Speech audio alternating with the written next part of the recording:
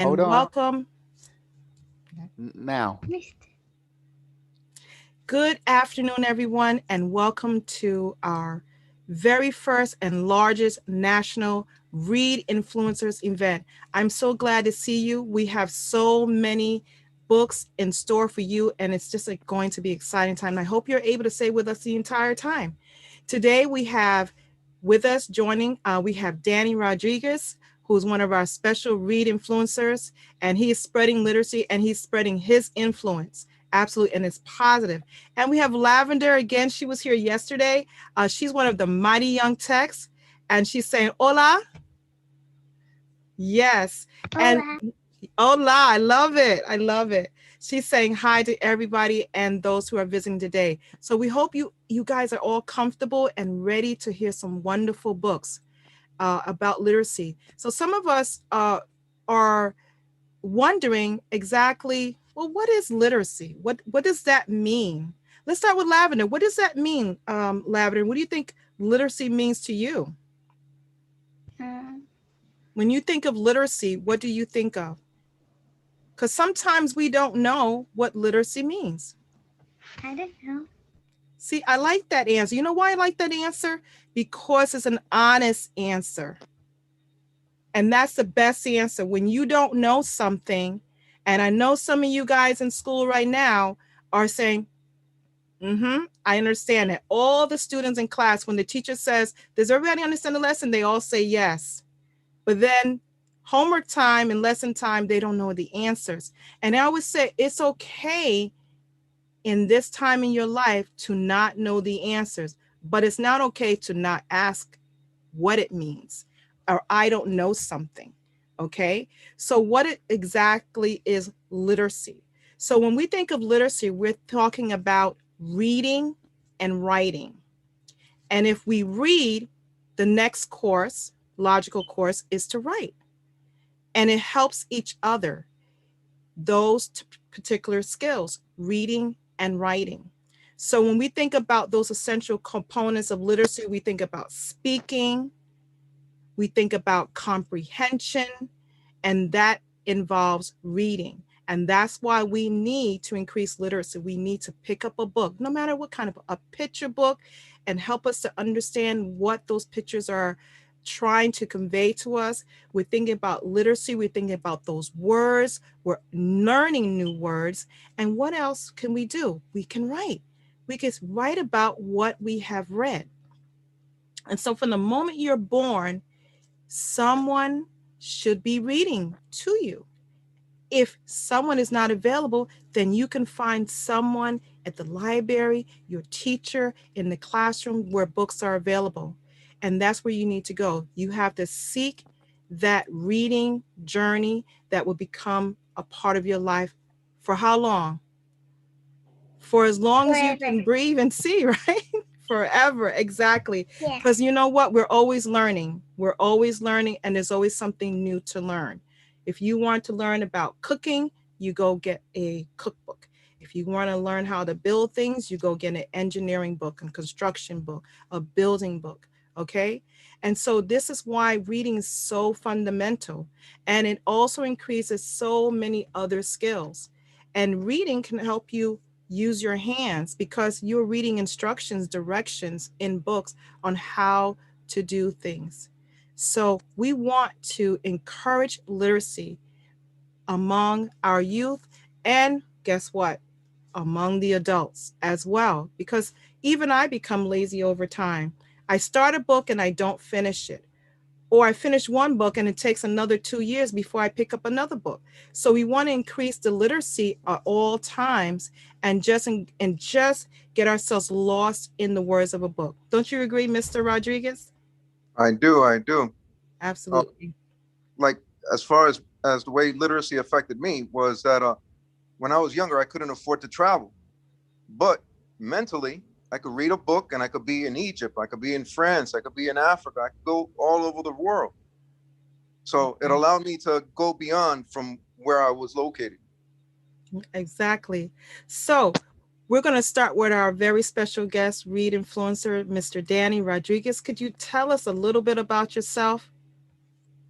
So I've been in law enforcement for approximately 18 years. Um, I actually studied accounting. I majored and got my bachelor's in accounting, but I decided to go towards the career path of law enforcement because for me, I wanted to do make a small contribution towards the solution. If you're Mm. not part of the solution, you're part of the problem. So sometimes, in order to fix things, you have to learn how it works, and then Ah, you can understand better understand how to fix certain things. I've been since I began in law enforcement. I became a field training officer where I train other new officers how to do police work, especially community policing, which I think should yes. 90%. It helps avoid more problems if you focus on community policing, because then the community helps you police. Ah, After that, I became a police instructor. So instead of teaching one cop at a time how to be a good cop, I taught a group of like approximately 30 at a time. And then from there, I went into policies and procedures where I wrote policies and procedures for the police department. And now I do investigations. So ah. it's been a long road, but you know, I enjoyed it very much. It sounds like a very exciting career there, to be an instructor, which is a mastery because you need to be able to teach others. So you have to be well skilled at what you do. That is so exciting. I mean, I can't really express how now. So your career has spanned about approximately how many years then? 18. 18. And it doesn't seem like a long time, but it actually is when you look at it and you break it up into those components of which you have, actually extended what your knowledge is based on what your beginnings. So you got started in law enforcement. What what event made you think, this is the path I'm going to take? Not a firefighter, not a doctor, not a nurse, not a teacher, not an entertainer. Well, for me, it was like I graduated from college and I had a bachelor's in accounting and I got good grades and everything. But sometimes life gears you towards where you should be or where you fit. Mm, And despite what I wanted for myself, which was working, with numbers, which is what I'm good at, I didn't have the network to be able to land certain positions. I even got I turned see. down by McDonald's. Just yeah, got turned down by From McDonald's. McDonald's. Wow. Yeah, yes, that's believable. With a bachelor's in accounting with good grades. So, sometimes when there's no door of opportunity, you make and create your own door. Yes. Oh Uh, my goodness. That yeah, is so insightful for our youth. They're like, wait a minute. He was college, knew the numbers, could count the money. And back then, we didn't have this fans. We had the old cash register. So you really needed to count money, and just turned you down. So you never know. See, yeah, these types of jobs don't define you, which is it's interesting. You didn't walk away and say, well, gee, I must be really dumb that I couldn't even get a job at McDonald's. But that's not that at all. It's just not for you, which is, and who knows what he would have done. yeah. He'd probably maybe be a manager at McDonald's and not be what he's doing right now. So you have to look for your life journey. That's very good. So what advice, now that you know everything that you've done and have experienced, what advice would you give your younger self? Uh, at the time, I had preconceived notions about the line of work that I Ah, selected because of some experiences. And um, then when I was able to take the blinders off and ah, see beyond my own personal experiences, I realized, hey, wait a minute. If you can't beat them, you join them and you change it. you change whatever is wrong. So it's just a matter of being open-minded. I was naive, and I didn't really. It held me against where I was supposed to go and do what I know how to do best. Yes. Um, this career has been extremely rewarding on a personal level. Um, Money is one thing, but when you die, you don't take it with you. That's true. What you leave behind is it is what offers you the most reward. This job has allowed me the opportunity to reach out to kids such as yourselves. It has allowed me the opportunity to perform CPR on people and save them, get them out of burning vehicles and save them. So it's kind of like being an octopus where you're able to touch different lives. And even if I go today, those people that I left behind will continue, hopefully, with the seeds that have been implanted to be able to continue influencing other Right. people, and one thing that I tell the youth is never to be discouraged. Sometimes life places so many obstacles in front of you, Yes. challenges, but whatever doesn't kill you makes you stronger. So today I have one battle. I beat that battle, and it prepares me to handle the next battle, which is going to be a little stronger. Yes. I love those words. And those words are so strong that, Danny, I would love, and I know you speak Spanish, if you could give that message to our youth, our listeners here who are of Latino descent. Can you say those words again, but in Spanish? Okay. Thank you Um, so much. I remember everything I said because I Well, kind of. you're gonna say from the heart anyway, so it may be a little different. I don't want an exact translation, but I know it's gonna come from the heart, and Um, what you want to impart upon the Latinos who are listening now. yo me crié en Washington Heights, que es una área dominicana, en Manhattan, New York City. Um, en esa área, cuando era niño y estaba creciendo, había mucho crimen.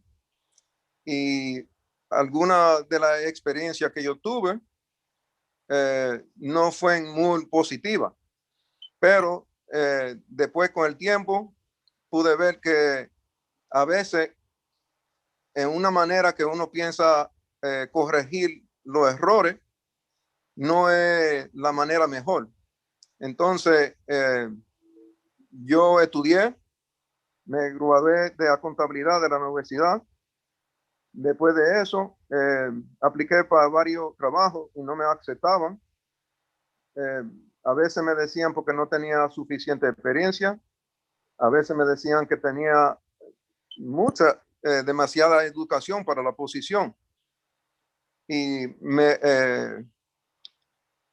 deprimía porque yo estudié mucho y entonces no podía conseguir trabajo. Entonces, la vida me llevó por el camino de ser policía. Cuando me gradué de la academia, eh, fui policía patrullando en la calle por un tiempo. Después parece que lo hice suficiente satisfecho que me hicieron un field training officer, un oficial de entrenar a los otros policía nuevo. Después de eso me hicieron un instructor de policía. So, en deber de entrenar un policía a la vez, ahora estaba dándole clase a más o menos como 30 policías, cómo ser un policía. Y yo siempre le he enseñado, para mí es lo más importante, para un policía ser una policía de la comunidad, porque yo soy una persona en la comunidad de ellos. Entonces ellos son los verdaderos policías. Ellos me ayudan a mí. Um, Después de ser instructor, me mandaron a hacer a un grupo que hacen policies y procedures, las reglas de cómo los policías están supuestos um, portarse.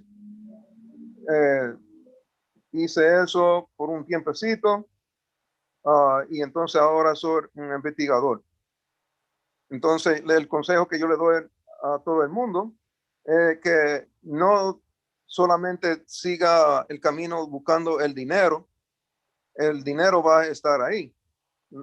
Uno tiene que seguir el sentimiento de satisfacción personal. Porque cuando uno se muere, todo el mundo se va a morir. Lo más importante es lo que uno deja detrás. Esta profesión me ha dado la oportunidad de no nada más solamente ayudarme a mí, pero salvar vida, darle influencia positiva a los niños y he podido tocar mucha vida como un octopus. I don't know how to say octopus in Spanish. Pulpo, pulpo. Ah, un pulpo. Sí, So, entonces, cuando yo me vaya, yo sé que estoy satisfecho, que he tocado suficiente vida, que si he tocado 10, aunque sea 5 de ellos, van a seguir el camino de tratar de ayudar más gente. Y eso es lo que yo pienso que es lo más importante en la vida. sí, Tocar vida para que toquen más vida. sí. That was wonderful. And I tell you, that message alone is going to reach so many people and touch their hearts. Absolutely. And you see, because we have to, even though we are in the middle of Black History Month and we're spreading literacy, with everything that's happening in the world today, we just have to come together as just one human race and spread literacy, spread the love, and spread understanding. And we want to eradicate misinformation. And that is why we're all here. And you don't know, and I've said it before and yesterday, I'm so humbled by you being here and donating your time, because it's something that sometimes we're running around and we need to stop and say, let me just give that moment of time to give. If you have nothing else to give, no money, no coupons, you have a little bit of time to just stop and say, I can give you 10, 15 minutes. And that's why I am so glad that you are here to share your experiences and encourage our youth to use literacy as the stepping stone to open up the world to them and help them make choices. So Danny, what do you do? Because you are very exciting and exuberant too. He's laid back. Don't let him fool you. Because we loved you when we met you. So what do you do to keep up your energy and positive attitude, especially in the line of work that you are in? I start off the day with coffee. The cafe. Café Bustelo. Bustelo, oh my God, that's old school. You haven't tried out the new ones? He says, Nah, no, Cafe Bustelo. it's not broke. I don't fix it. Oh my God. Dunkin' Donuts. The yellow bag. He's not changing that. Oh my goodness. That means you are a loyal fan. All the way. That's TikTok right there for you, right? Just drinking Bustelo. You will boost sales. I'm Hey, gonna get you back for that. hopefully Wonderful. your So program. after the Cafe Bustelo, what else? The breakfast is the most important meal of the day. It allows you the energy that you're going to need for the rest of the day. Mm-hmm. They do like egg whites, turkey breast. You are what you eat. Yes. So if you eat good stuff, you're going to be able to produce better. You eat slushy stuff that'll clog up your arteries Oh, and you're a little slower. that's true. So Yeah. that gives you your energy. So, and I guess that helps your mind to stay positive, right? Yes. Yes. Unless you burn your eggs. I don't know. I'm talking about it's hard boiled. I got it from Target. Okay. A little milk that you add a little cup of water and let it go. Set Oh it in. my gosh, that's so awesome. I hear that. So I mean, you sound very positive, and your spirits are high. I always, I could feel it coming through this virtual meet. And we can feel that. I just that light that is shining from you. It's definitely encouraging more people to look into law enforcement, to see you smiling and happy and enjoying, and you're passionate about what you do. And when you're passionate about things that you do, you're more prone to give your all to it, sometimes more than your all. That is so wonderful. So, what is one of your favorite experiences in your career so far? I love uh, dealing with kids. This is not my first time. um, so we do presentations for children once in a while with the Explorers program. Right. Uh, but what I really enjoy most is when I find out more about myself. Because every time you get a challenge that you believe that you're not going to survive this experience and you survive, it makes you stronger. It Yeah. helps you understand yourself better. Like, for example, myself, I'm afraid of fire. That's why I never took the firefighter exam. Okay. I get That this makes like a sense. crash, you know. But there was an incident, there was an accident on the highway, and my partner and I were driving through, and it's an unmarked car. We could have just kept going, and nobody would have known that we were cops, because it's Mm-hmm. like a regular car. But Yes. the thing is, like, I think sometimes we're missing some screws. Can't do that. Your conscience is not right if you do something like that. You have to help. That's why we became. That's why we follow this career path. To help those that can't help themselves. You know, so we blocked the traffic. We threw on the police lights. Without even talking to each other, it was magic. We ran out. We cut the seatbelt. The car was on fire. People were just going around Wow. the person. He was going to burn alive because he was knocked out. The airbag knocked him out when it hit his face, and we took him out of the car, bring him back to our vehicle. We woke him up. Out of all things, the person that's most afraid of fire took the fire extinguisher, ran back to the car, and got it off. Oh And my goodness. yeah, I realized what I did after I finished doing it. I'm like, oh my. Well, you see, you were in the moment. You were reacting. You were reacting to the situation, and so you just dispelled all fears, and you became the superhero. And then you're like, when you look back, you said, that couldn't have been me. That's not true. But that's the strength of that's the inner strength that comes out when necessary, because we are amazing people, and we never know what we're going to do until we're challenged, until we're in a situation of, it's the fight, flight, or freeze. Some people don't understand that there's actually three components. There's, are you going to fight, flight, or freeze? And you definitely don't want to freeze. You definitely don't, because that's no good for anybody, and especially not for you. So you decided you were going to fight. You didn't flee, and you didn't leave behind. You said, I'm going to fight against one of my greatest fears.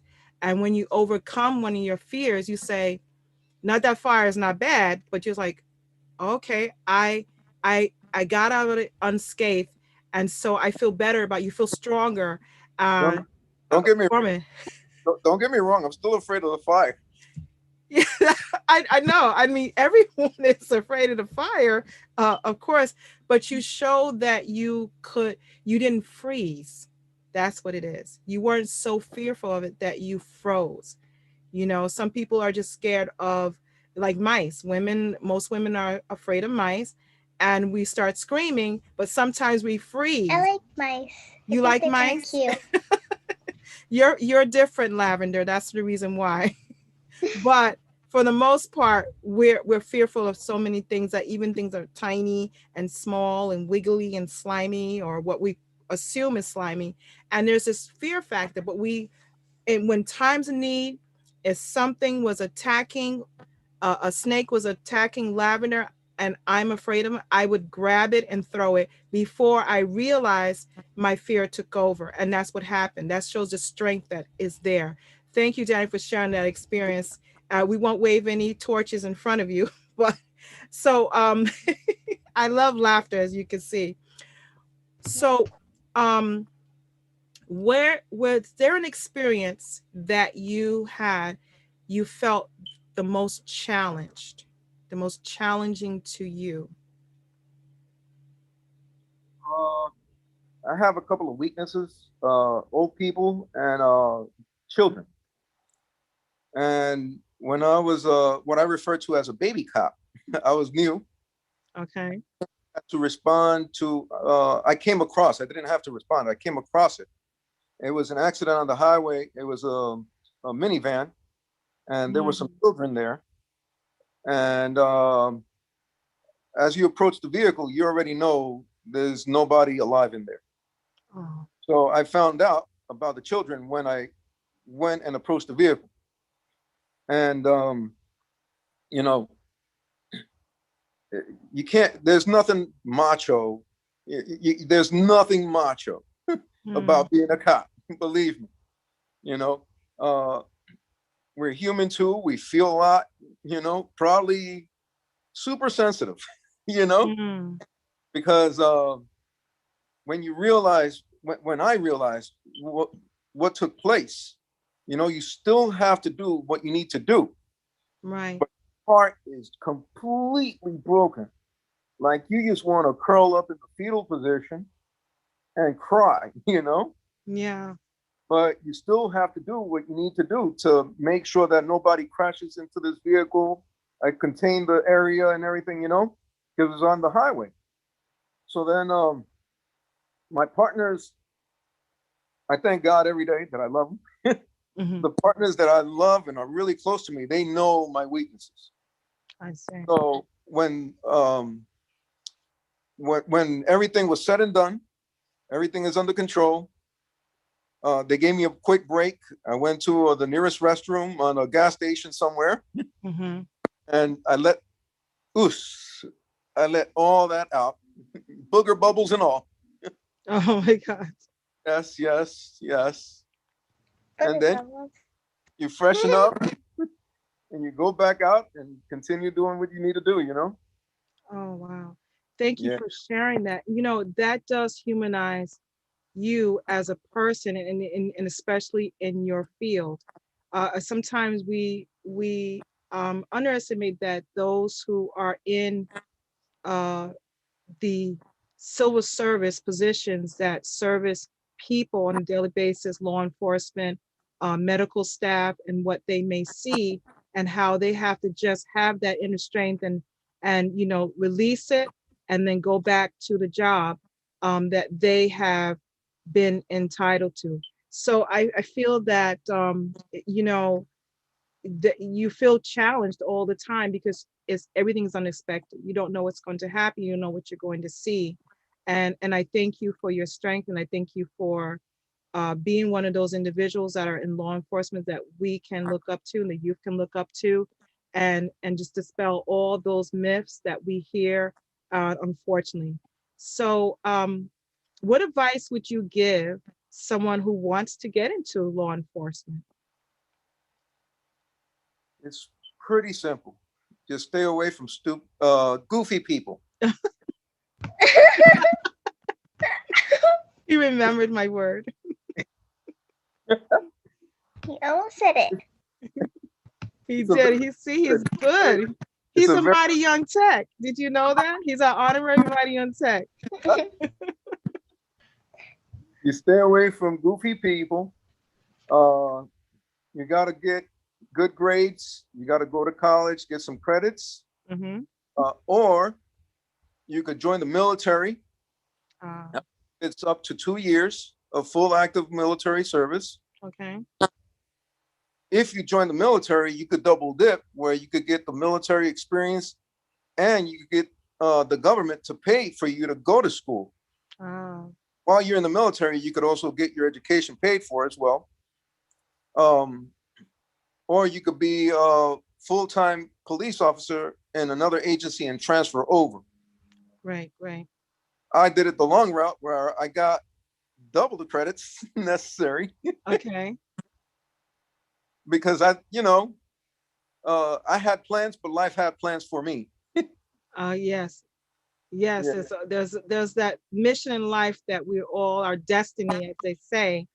And sometimes it's far from what we thought we were going to be. And then we end up where we should be at, and that we can provide and give to humanity what the best that we have to offer. And sometimes, and I would say most times, when we are aligned with our destiny, it presents us as our best person in that time. That's the best that we're going to be, and we never know what it's going to be. So we're going to get right into that story, which is right along Mr. Rodriguez's line about who you can be. And this story is, I am every good thing. I am every good thing. We want those words to resonate with you and with our guests. And if you're just joining us, guys, you missed a wonderful, wonderful bio from Mr. Danny Rodriguez, who is about to read I Am Every Good Thing. And welcome to our first virtual Read Influencers event. We want to spread literacy. We want to spread your influence.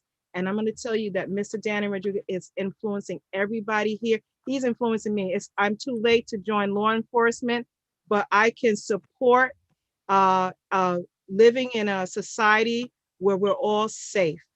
Okay, let me just bring that up.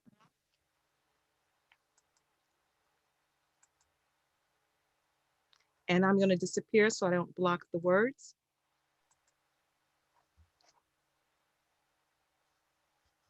Whenever you're ready, you can see it this time, correct? Okay. Let me see. I am every good thing.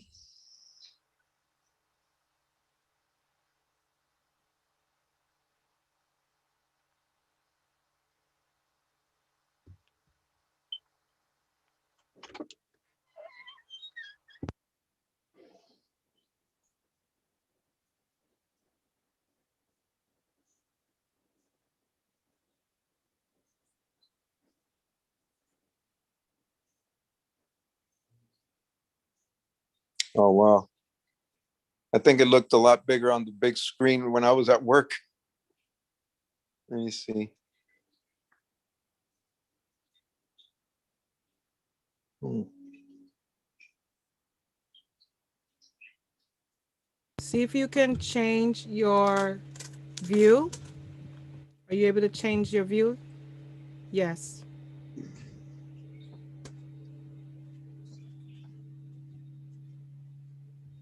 Is it larger now, Danny?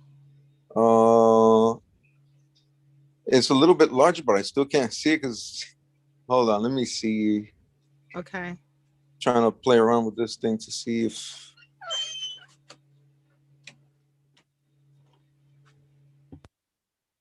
Uh,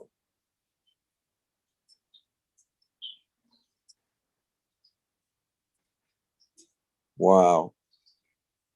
It's like microscopic.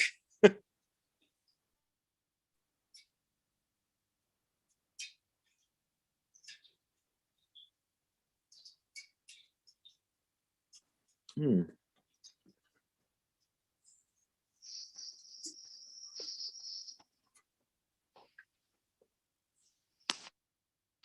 Let me see.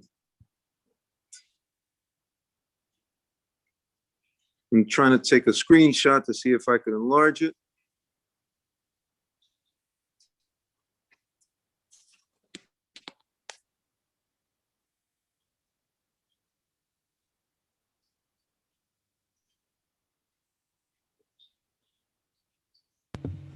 All right.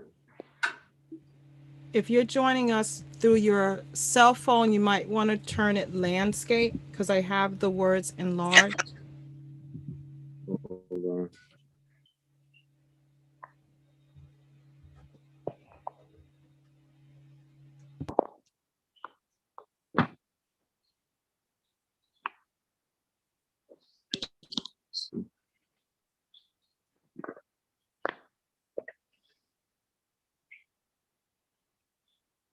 I'm a non-stop ball of energy, powerful and full of light.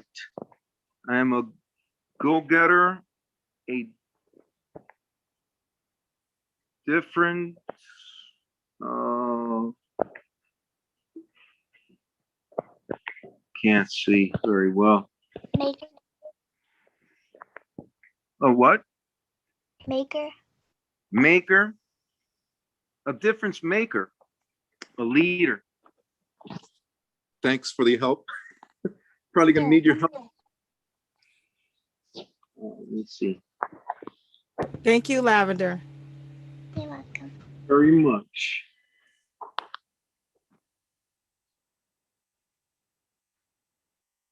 I am every good thing that makes the world go round. You know, the gravity or the glow of Moonbeam. moonbeams over the field of brand new snow. Yeah. Awesome. I am good to the core. Like the center of a cinnamon roll. I love cinnamon rolls with the coffee, by the way. Yeah, that good.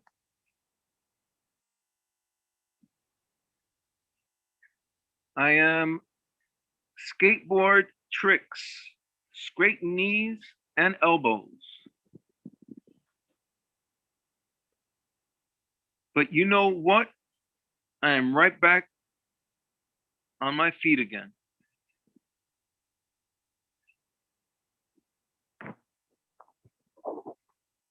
Hold on, I'm gonna have to go like this because, oh, wait a minute.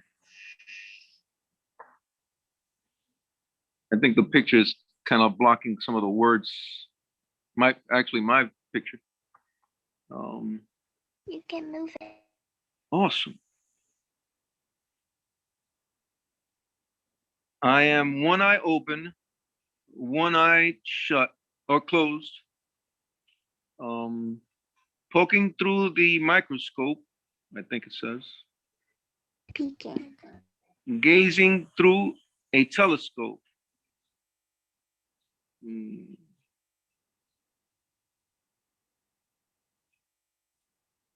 What's the next word?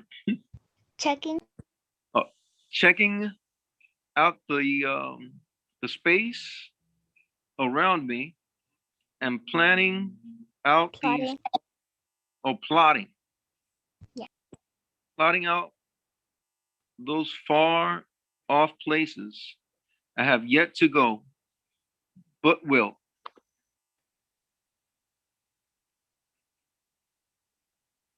I am a gentleman and a scholar, and I am kind and polite, like yes, ma'am, and no, sir. Helping my grandmother.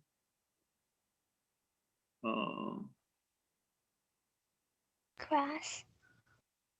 What was that? Cross. Cross the street and saying bless you when a stranger has to sneeze.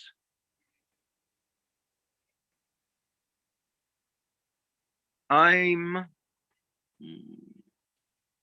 Cool. a cool breeze, a perfect paper airplane that glides for blocks, for miles, forever.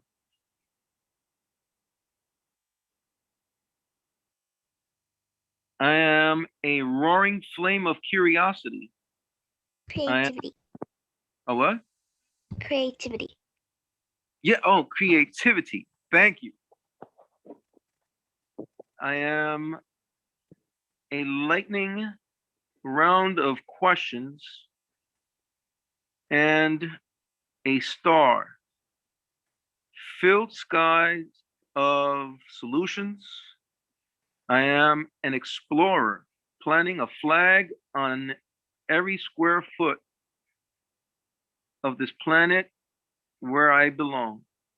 I am a sponge,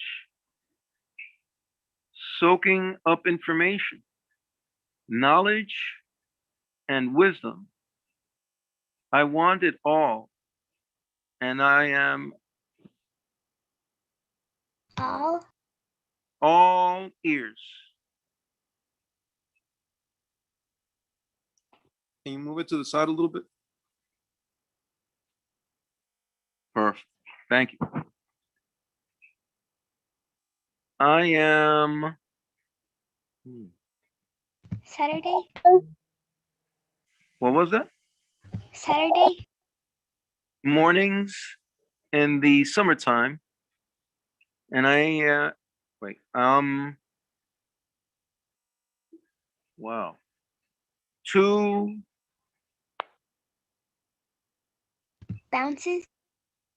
bounces and a front flip off the diving board. I am hilarious. I am the life of the party. I am that smile forming on your face right now. Move it over to the side a little bit. Perfect. Wow.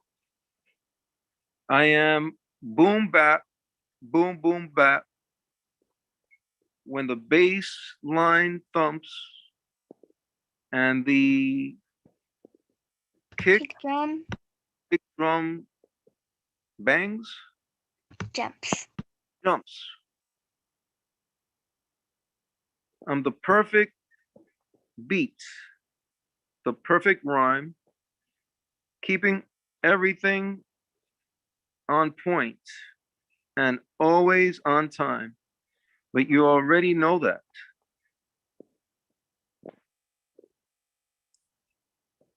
I am a grand slam.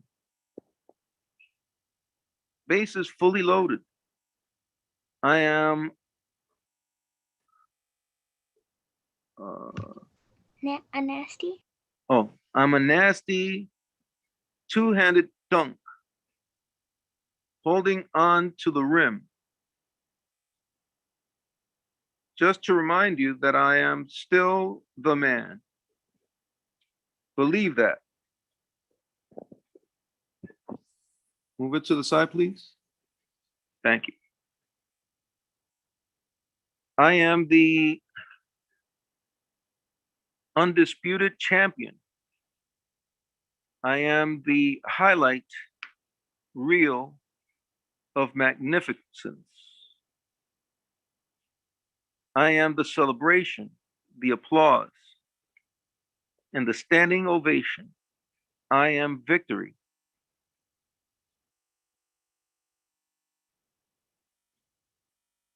Whoa. I am a brother, a son, a nephew, a favorite cousin, a grandson. I am a friend. I am me. Real. Okay. Thank you. I am tight hugs, a hand to hold, a shoulder to cry on if you have to. I hope you never have to. I am here.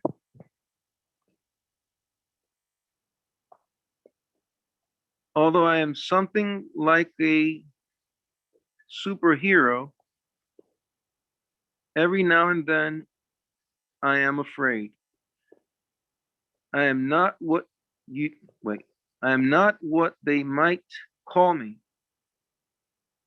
and I will not answer to any name that is not my own. I am what I say I am.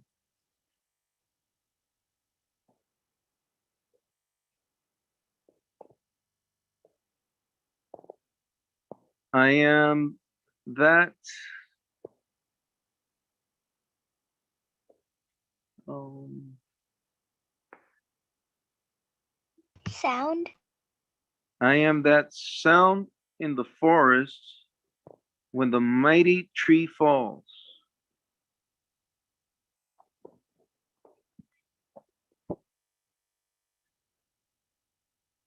I am waves crashing gently on the shore. I am the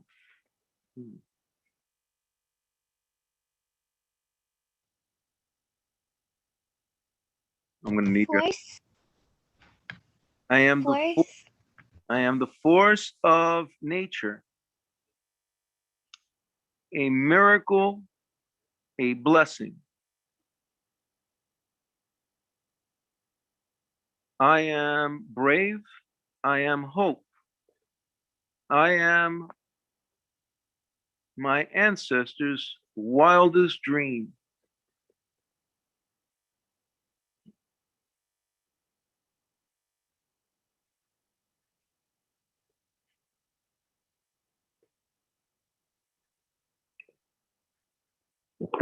Move to the side a little bit, please.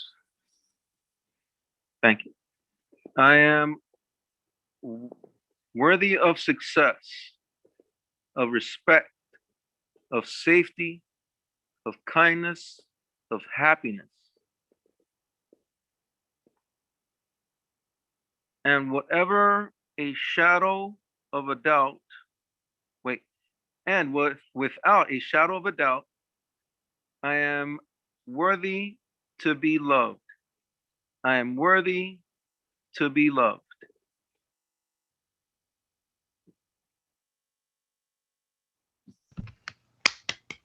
That was wonderful. You guys did a great duet there. Thank you, Lavender. I You're could not welcome. go without you. I know. I'm going to make sure that goes viral on TikTok. God. Just reading together for Read-InFluencers. But see, this is what it's about. You know, we want to encourage reading, and she's able to help you, and you were able to read with her and be grateful and gracious at the same time. And that is the key word. I am worthy to be loved. For all of that, this story is very impactful.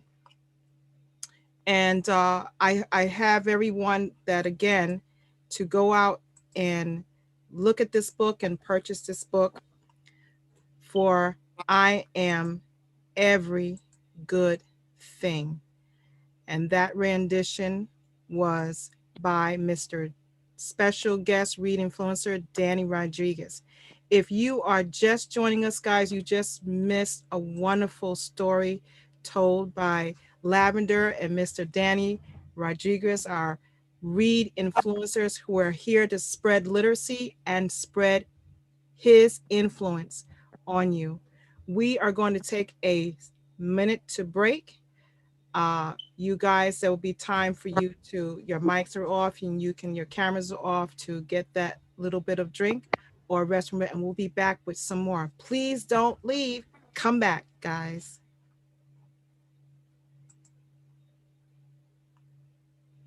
Thank you, Lavender. You're welcome.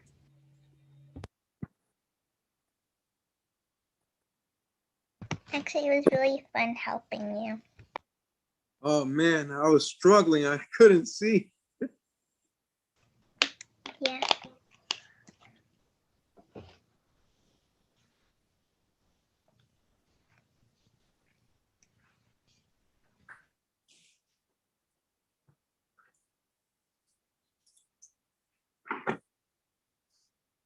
gonna use the bathroom.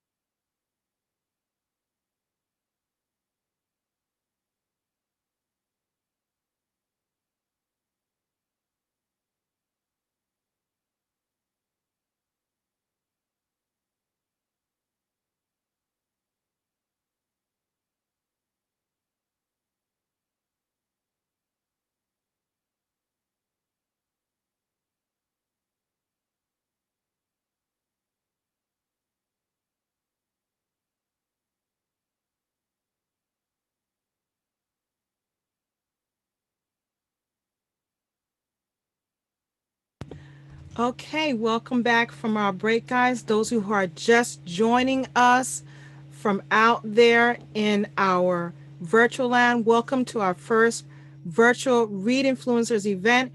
We have special guests coming up. We just had special Read Influencer Danny Rodriguez representing law enforcement, and he just read a wonderful story, or I Am a Good Thing. I tell you, that was a very powerful, powerful story. And in addition to Mr. Rodriguez being the Read Influencer, he had a little bit of help with Miss Lavender, our mighty young tech, in reading that story in his rendition of I Am Every Good Thing. That story, if you missed it, I Am Every Good Thing is written by Derek Barnes and illustrated by Gordon C. Barnes. Please look for that book in your library or at your nearest retail operation.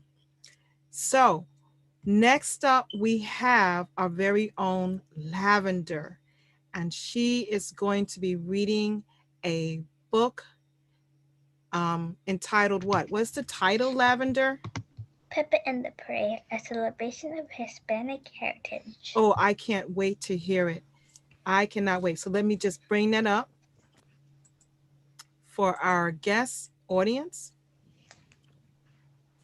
And I'm going to disappear for a moment. Hey, Lavender.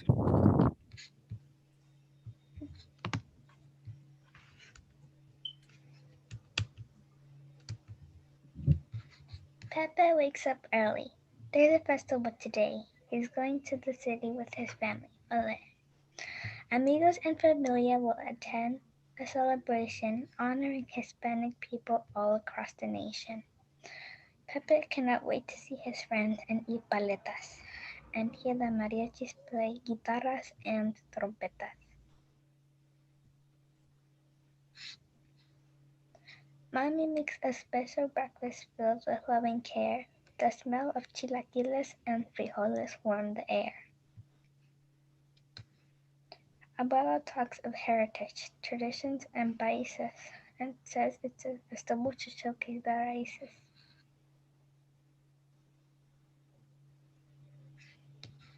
Today is special, Pepe, for the history and pride of millions of Hispanics who are living by your side. Pepe makes some little flags and wants to color more, but Mommy interrupts him. Let's get ready, por favor.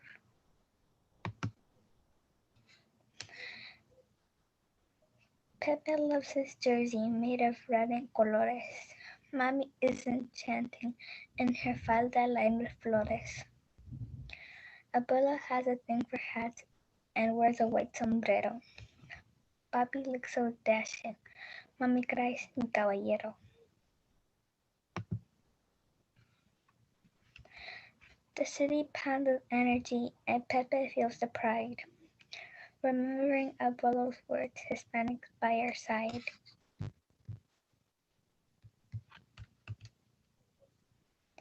Pepe spots some friends from school who are Hispanic too.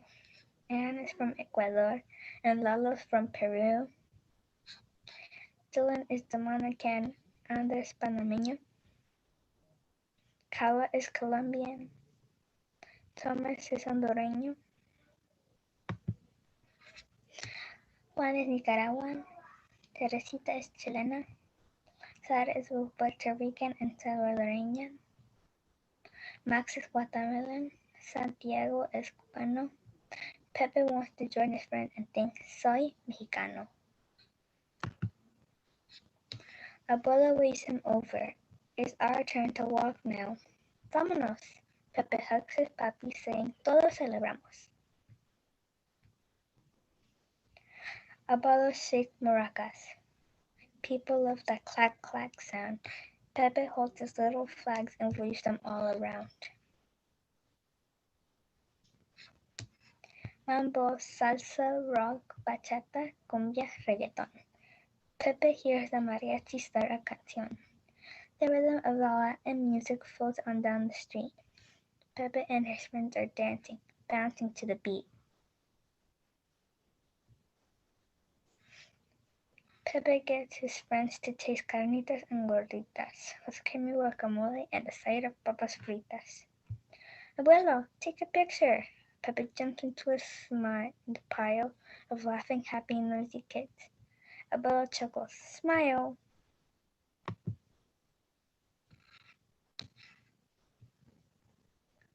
That night, Pepe heads to bed. He feels very proud. He knows the day was special. He could sense it in the crowd.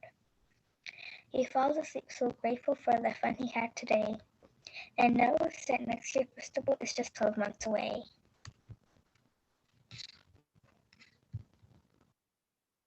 Wonderful, wonderful. Melanie and Lavender and Vanilla and Julissa and Calita and all those names that I heard. And I was just so excited about that. I want to go back to the part in the parade where we hear Pepe and the sounds, the music sounds, and how the words are just dancing on the page. Mambo, salsa, rock, bachata, cumbia, reggaeton. I mean, these are all the sounds that are together with different Hispanic countries.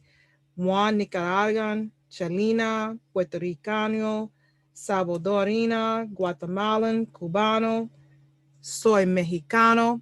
So we're all together. We have the names Sara, Max, Pepe, Santiago, Juan, Teresita, and we just have all these names. Lavender.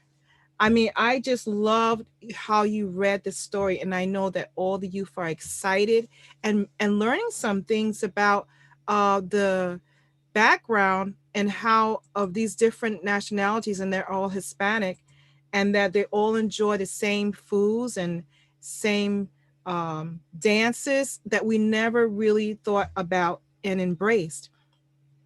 And this is why the National African American Read-InFluencers event, which I thought I would embrace all cultures because we are all together in this. And this effort that going virtual is to encourage communities to read together. And although we want to center our authors on Black and Hispanic and Asian, we want to make sure that everyone is can be exposed to these authors, because many of us don't even know that we have many Black and Hispanic authors out there with these books that are wonderfully illustrated and are coming from a place in their heart and basically from the experiences. And this caucus was created and established in 1990 by the Black Caucus of the National Council of Teachers of English to make literacy a significant part of Black History Month.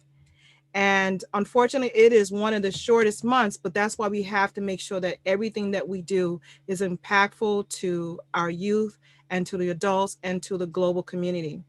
And this initiative has done that. It has reached more than 6 million participants around the world. And this is where I place the advertisement so that we can invite people who just want to find an event. We're going to have plenty of people to drop in. And those who just dropped in this, you are missing so much. But guess what? There's more.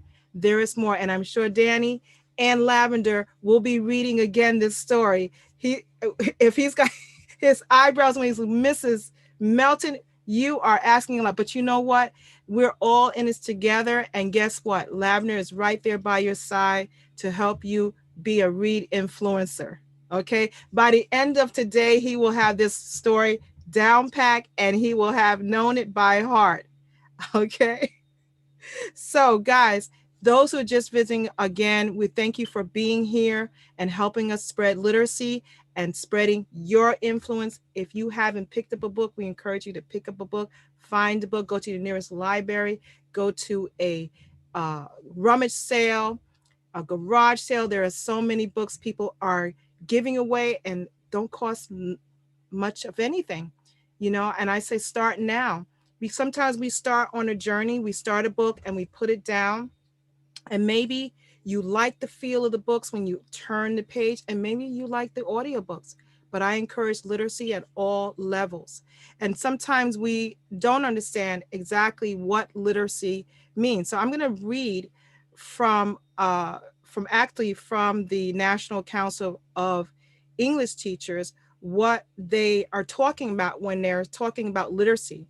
And they say literacy is more than just reading and writing, because we know that we have to apply what we learn. And so when we hear the common definition, it says it's the ability to read and write, but it becomes increasingly more complex upon closer examination. So what does mastery of reading and writing look like? Like, how do we measure it? How do we weigh digital and technological proficiency? And where does it come? How do the values of our communities and cultural practices also come into play when measuring literacy? Which languages and dialects count and which do not? So despite this complexity, literacy is the global metric that we use to assess the health and competence of communities.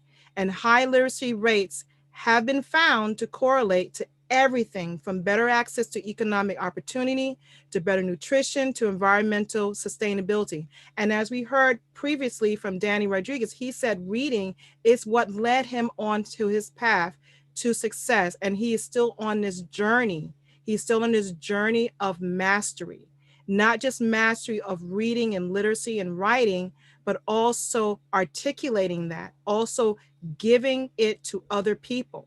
So if we start on this journey together, and we hope that we have sparked the fire into you to pick up that book, if that's the best we could do, if we could just get you to get one book and start on that journey, we know that you will never put another book down, that you will feed that hunger and spreading our literacy and spreading our influence today. Okay, so I'm going to go right over and read our next book. And our next book is called The Name Jar. And The Name Jar is a book by Young Suk Choi. She's the author and the illustrator. And it's about when you first come over to a country and you want to fit in. And as Mr. Rodriguez was saying, you want to fit in so much with your community and socially and with your friends or newfound friends, and the struggles that come, especially as a youngster. Okay, so I'm just going to pull that book up and start. The Name Jar by Young Suk Choi.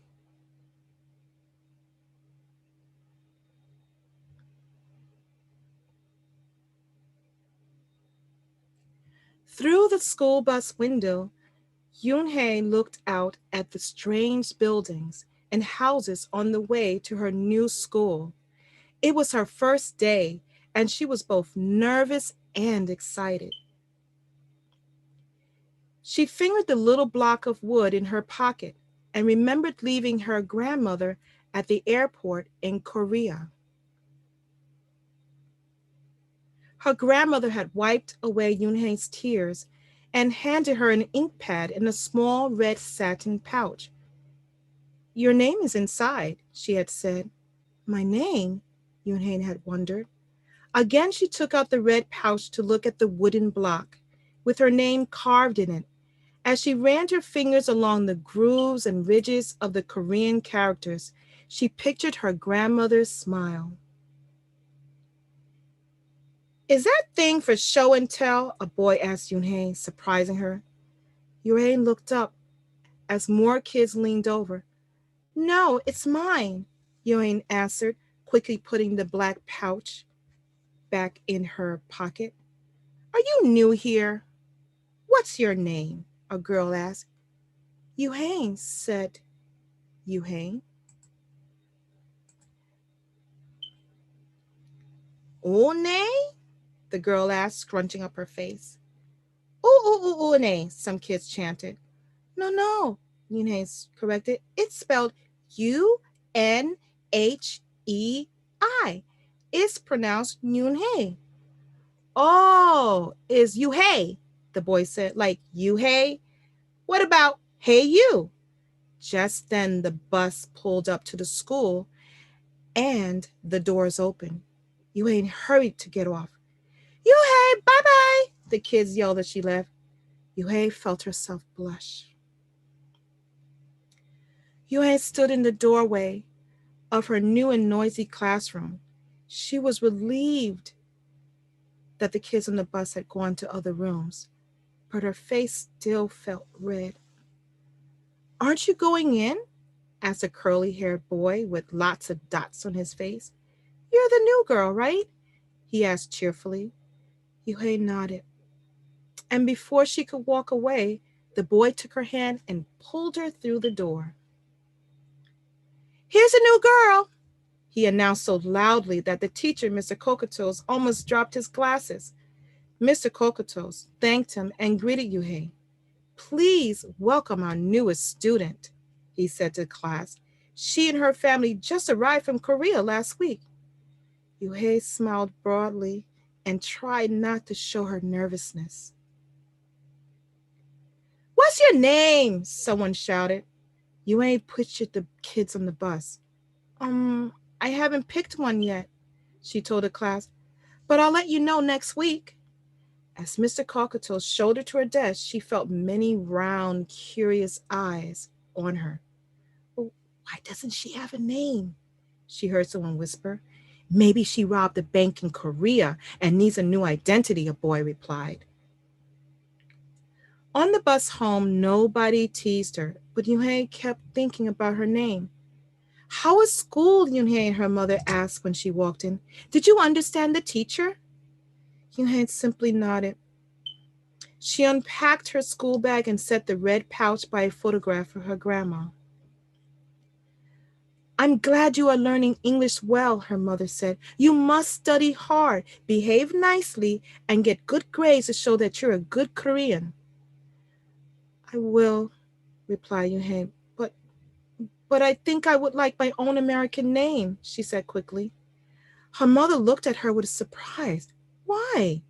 Yuhei is a beautiful name. Your grandma and I went to a name master for it. But it's so hard to pronounce, Yuhei complained. I don't want to be different from all the American kids. You are different, Yuhei, her mother said. That's a good thing.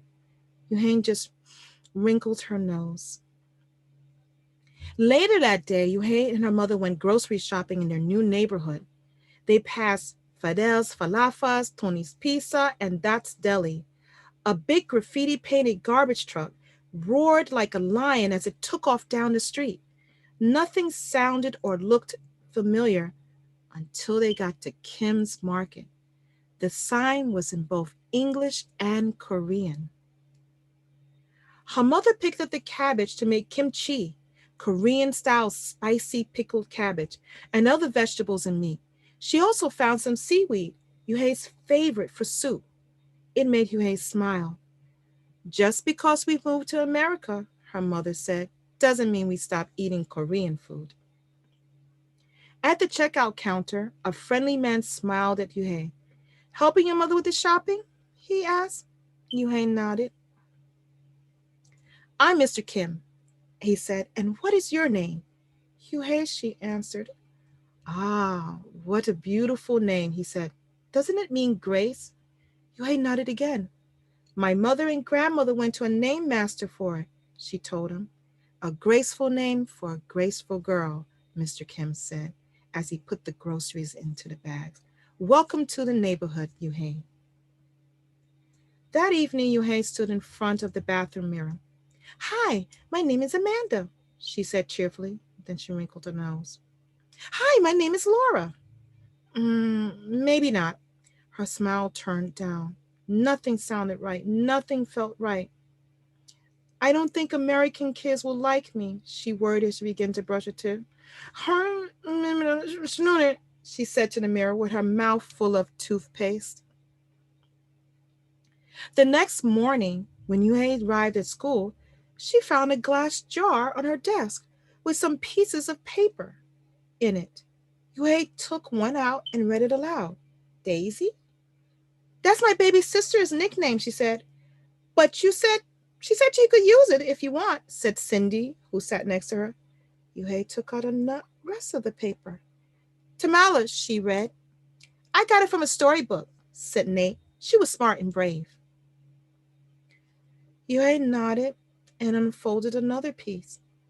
Wednesday? Yeah, you came here on Wednesday, said Ralph. Thank you for your help.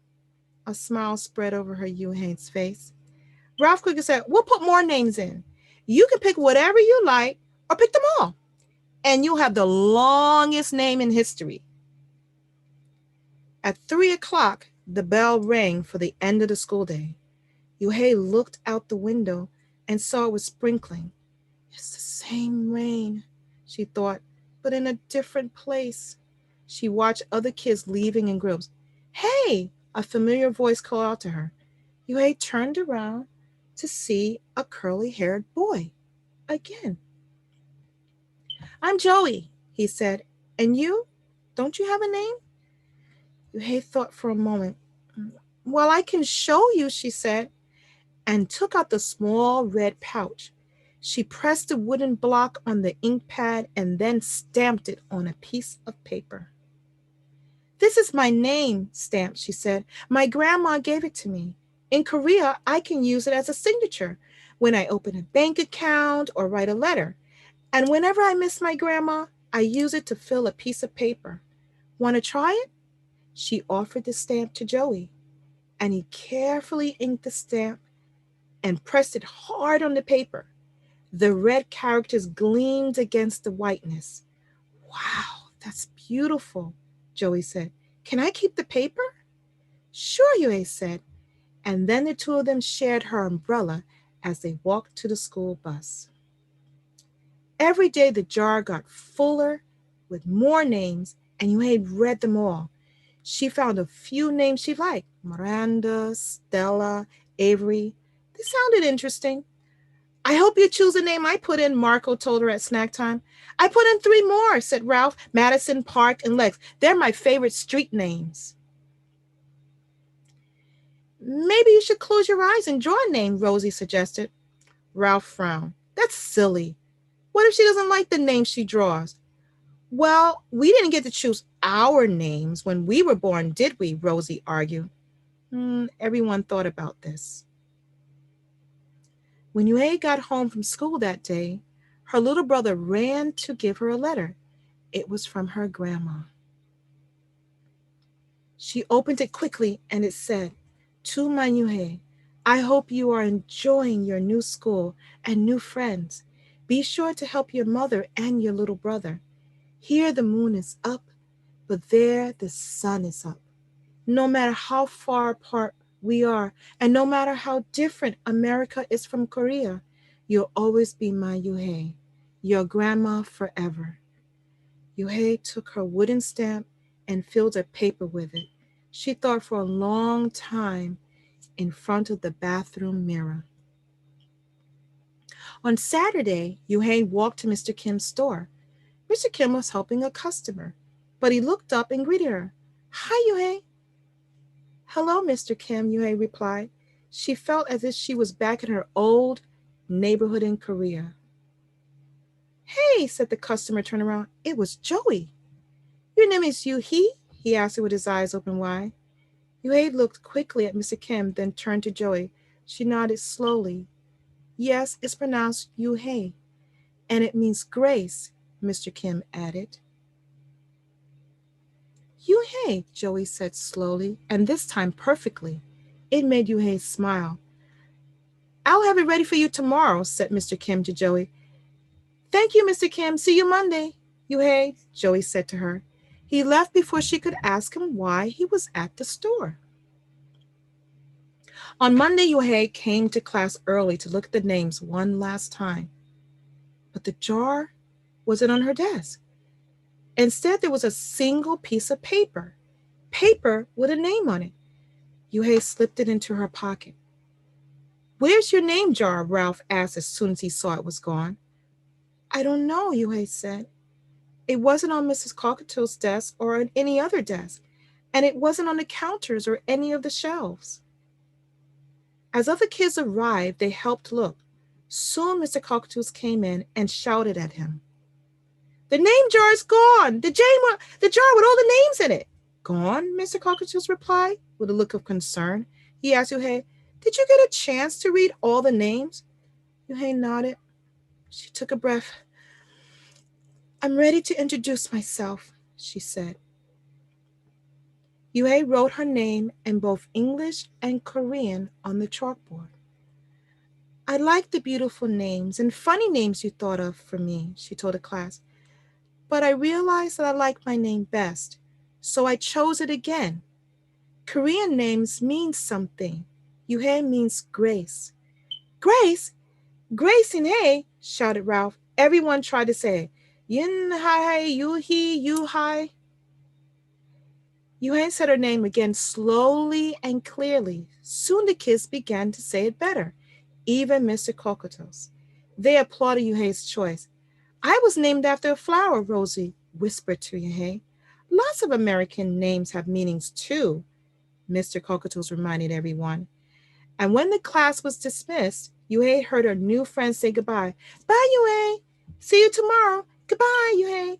Yuhei said goodbye and then looked around for Joey, but he was already gone. Yuhei, come downstairs, Mother called up to Yuhei. Your friend is here. Yuhei rushed down to see who she meant. There stood Joey, and in his arms was the name jar. Where did you find it? Asked Yuhei breathlessly. Joey looked embarrassed. Well, I took it, but only because I wanted you to keep your own name. And you did. He reached in and pulled out the names. Do you want to keep them? He asked. Thank you. I'll keep them as a souvenir, Yuhei said happily. Then she pulled out the piece of paper from her pocket. Do you want this back? Joey grinned. You can keep it. I'll return the name jar to the class. Maybe you could put some Korean nicknames in it for us. Names with good meanings. I could do that, agreed Yuhei. I've already got a Korean nickname, Joey said. Mr. Kim helped me choose it. Carefully, he pulled out a small silver felt pouch from his pocket. Then he took out a dark wooden stamp with beautiful Korean characters carved sharply into it. He pressed it on the ink pad and then on the piece of paper next to her name. Chinku, read Yuhei. That means friend. And Chinku smiled back.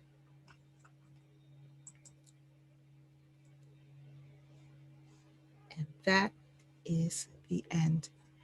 Isn't that a delightful story about how cultures come together and how sometimes when we get to a new land or a new place or a new environment, we feel like the need to want to belong and leave behind our cultures and our heritage and stories that our ancestors have given us with pride, and with a name comes something that came from their heart to name their children. And her name meant grace. And I know some of you have names that mean something and your parents gave it to you because everything's in a name, isn't it, Mr. Rodriguez? Everything's in a name. It's like when we have nicknames on the street, and we feel proud and we actually live up to that name sometimes. Yes, And so indeed. that is interesting. So we want to impress upon it. I think we have a, not sure, thought I saw And someone come in. Okay. So we are going to take a short break. Remember, we're still live, and those who are just joining us will be back for more reading. Take a quick break. Make sure your mics and your videos off if you're moving about because we are still live. And I'll see you in a moment.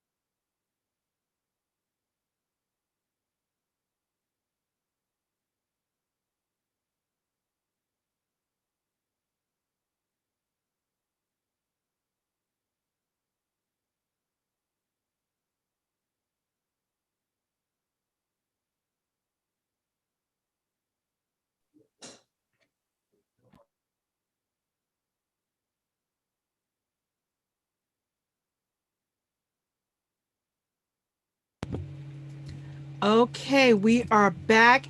And for those who are just joining us at this time, we want to thank you for showing up and coming to join us in spreading literacy and spreading your influence. Welcome to our first virtual largest Read-InFluencer event, where we are helping to spread literacy and spread your influence and helping encourage our youth and our community, our global community, to pick up a book and begin in that journey of literacy. This focus on literacy as a tool for meaningful engagement with society just makes sense. And as our population expands and our technology is breaking down all those barriers that are around us, the ability to communicate and interact with everyone around us, whether they're near and far, is becoming even more important. We have some more of our Mighty on text, Lavender, Sparkles, Todoroki. Say hi to Mr. Rodriguez, who was our special guest Read-InFluencers earlier, who read a wonderful, wonderful rendition with one of our Mighty on text, Lavender, reading the story, I Am Every Good Thing. I tell you, they were a team. They have to start doing events, just the two of them together, making concerts out there. We're definitely, I have so many likes. Actually, you guys got a lot of likes for reading together. I tell you, it's Oh, wonderful. So we have Yep. Sparkle here today, who is going to be reading a story to us. And the story is Before She Was Harriet. And yesterday I said that the author of this book is a very good friend of mine. And is a long story we had. We was acting on the PTA together. And this is I don't know how many children ago, but I can tell you this is a wonderful book. The lady who wrote this is just wonderful. I reached out to her yesterday about how to support her in this initiative and reading her book. So I'm just going to take no more time. I want the audience to follow along, and you're going to really enjoy this book. And I'm going to be off the air with my face so I don't block the words. Before She Was Harriet by Eliza Clean Ransom, illustrated by James E. Bansom.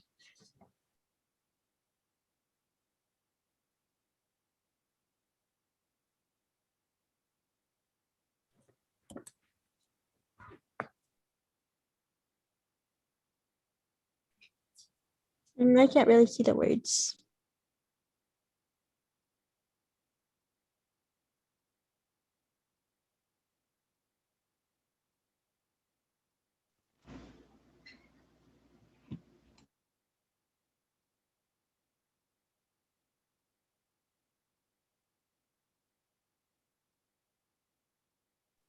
Here Sparkle, she sits. yes. Here she sits, an old woman, tired and worn, her legs stiff, her back achy.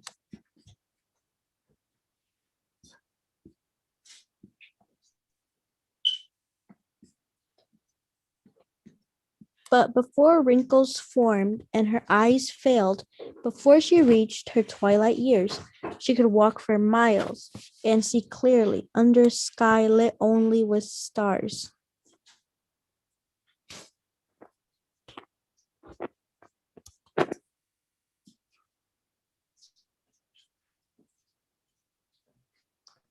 Before she was an old woman, she was a suffragist, a voice for women who had none in marriages, in courts, in voting booths. Before her voice became soft and raspy, it was loud and angry, rising above injustice.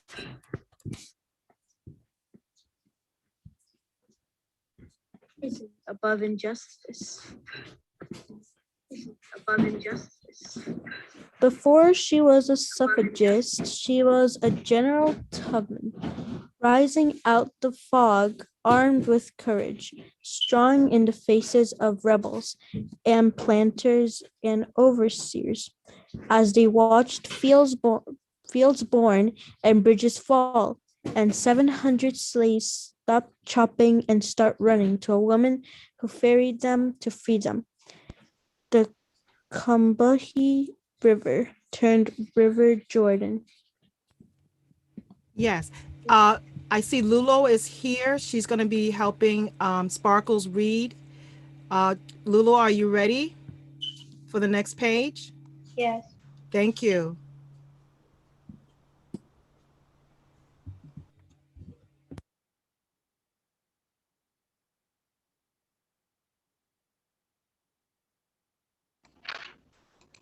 Before she was Daniel Tubman, she was a Union spy, carrying secrets across battlefields to soldiers fighting in the Civil War for President Lincoln to end slavery.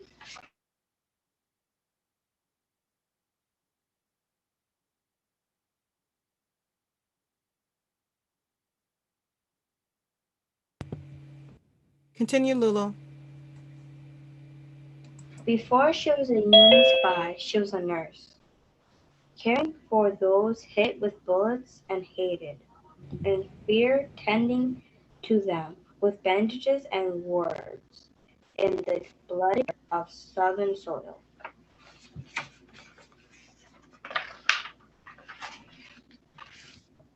Before she was a nurse, she was Aunt Harriet, daughter of Ben and Liz, who helped her parents flee their master and find their way through the woods and streams to the safety of Canada at a new home in the north. Before she was Aunt Harriet, she was Moses, a conductor on the Underground Railroad, with no trains and no tracks, just passengers traveling to freedom up north through swamps, past slave catchers, across rivers under the cover of night. Seeking the promised land for her people, led by dreams and God and faith, a wisp of a woman with the courage of a lion.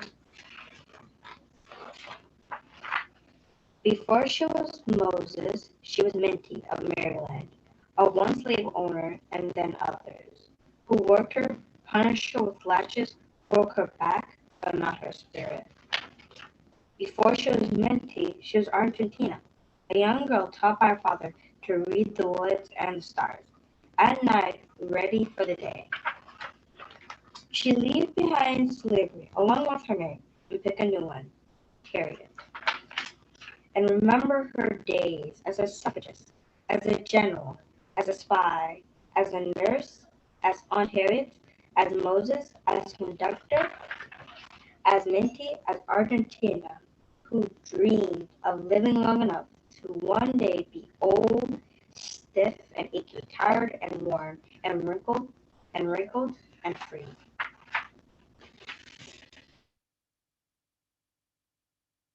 Wonderful, wonderful, wonderful, guys. That was an excellent, excellent rendition of Before She Was Harriet. How many of you knew that her name was Araminta? What a beautiful name. Isn't that a beautiful name? I think that's a beautiful name. No, Yes. and it's this is why we want to read books, because this is how we get introduced to information that we've never known before. And we could just travel all over the world just through the pages of a book, as our other Read-InFluencer has told us. It's just amazing how we can do that just through the pages of a book. We have Unicorn, another one of our mighty young texts here, and she's eager to share a story with us. Our other special guest will be joining us at 7:30 in approximately 15 minutes.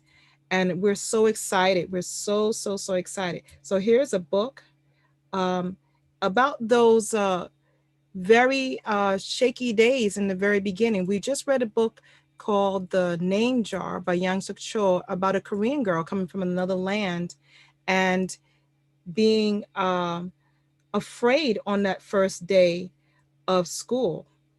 So we want to see what happens when we are encountering things that we're afraid, we're fearful, the unknown, how we're going to be with that. So let's go into this story. And we're going to have our favorite unicorn read this story. I'll be off air, but I'm there.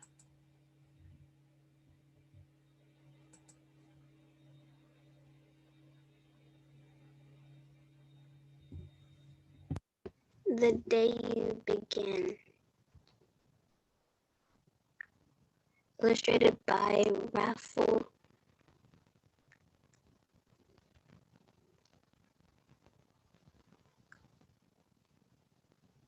There will be times when you walk into a room and no one there is quite like you. Maybe it will be your skin, your clothes, or your curl of your hair.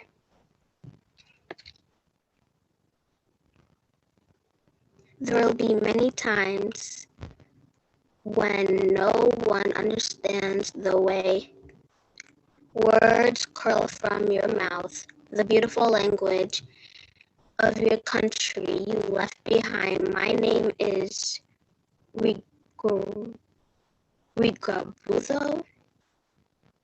We just moved here from Venezuela, and because they don't understand, the classroom will fill with laughter until the teacher quiets everyone.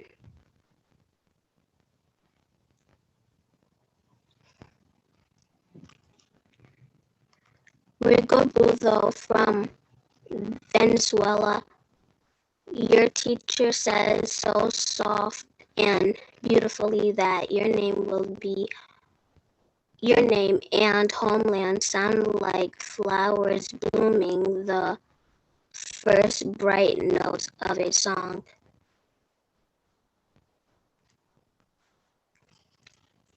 There will be times when the words don't come, your own voice, once huge, new smaller.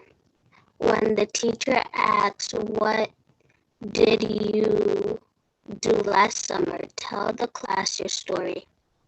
We went to France, Shayla says. My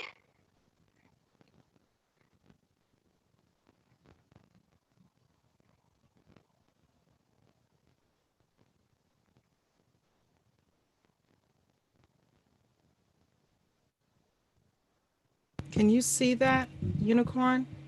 No. It's not letting me, it doesn't want to cooperate. So I'll read that part for you. My whole family went to India, Spain, South Carolina, each souvenir a small triumph of a journey, their travels going on and on.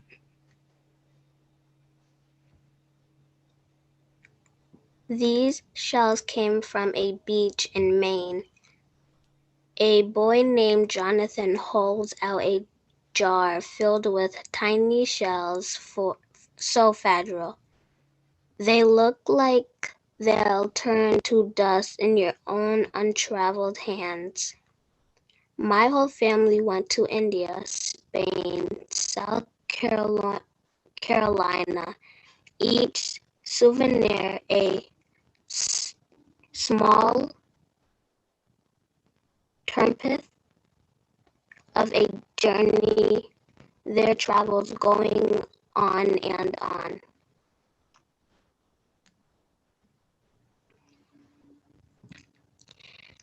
And as you stand in front of that room, you can only remember how the heat waved as it lifted off the curb, and your day spent at home, caring for your little sister who made you laugh out and hugged you hard as nap time. You can only remember the books you kept on reading long after she has fallen to sleep. And in that room where no one else is quite like you, you look down at your own empty hands and wonder what good is this when other students were flying and sailing and going somewhere.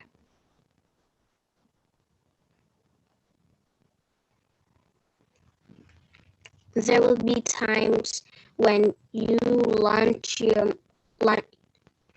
There will be times when the lunch your mother packed for you is too strange or too unfamiliar for others to love as you do.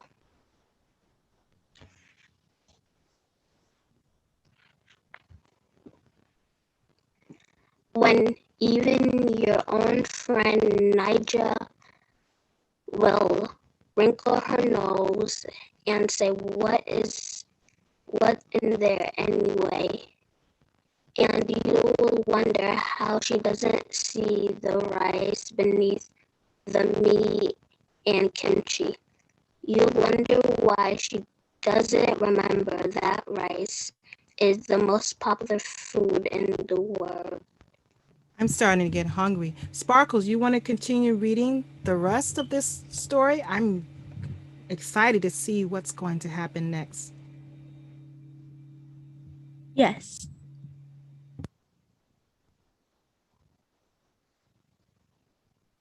There will be times when the climbing bars are too high. The run is too fast and far. The game isn't one you can ever really play. I don't want him on our team. You can watch. Maybe you can have a turn later. There will be times when the world feels like a place that you're standing all the way outside of. And all that stands beside you is. He went a bit blurry. All that stands besides you is your own brave self, steady as steel and ready, even though you don't yet know what you're ready for.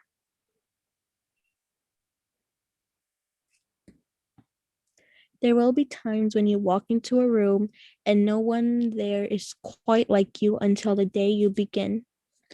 To share your stories, my name is Angelina, and I spent my whole summer with my little sister. You tell the class your voice, stronger than it was a minute ago, reading books and telling stories. And even though we're right on our block, it feels like we got to go everywhere.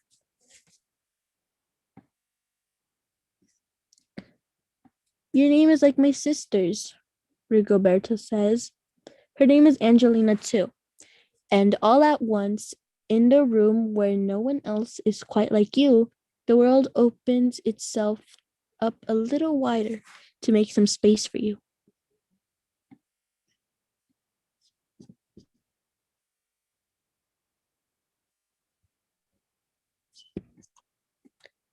This is a day you begin to find the places inside your laughter and your lunches, your books, your travel, and your stories, where every new friend has something a little like you and something else so fabulously not quite like you at all.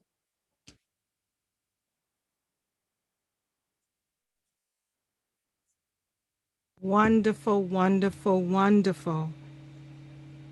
Isn't that interesting how we have a different point of view when we are coming in new to any type of environment, a new classroom? How did you all feel when it was your time and you felt, hmm, everyone's so different? Will everyone like me?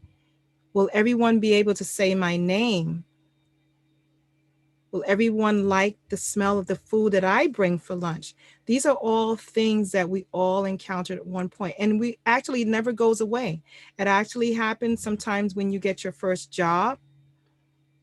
When you go to your first party, you always want to see, am I dressing the right way?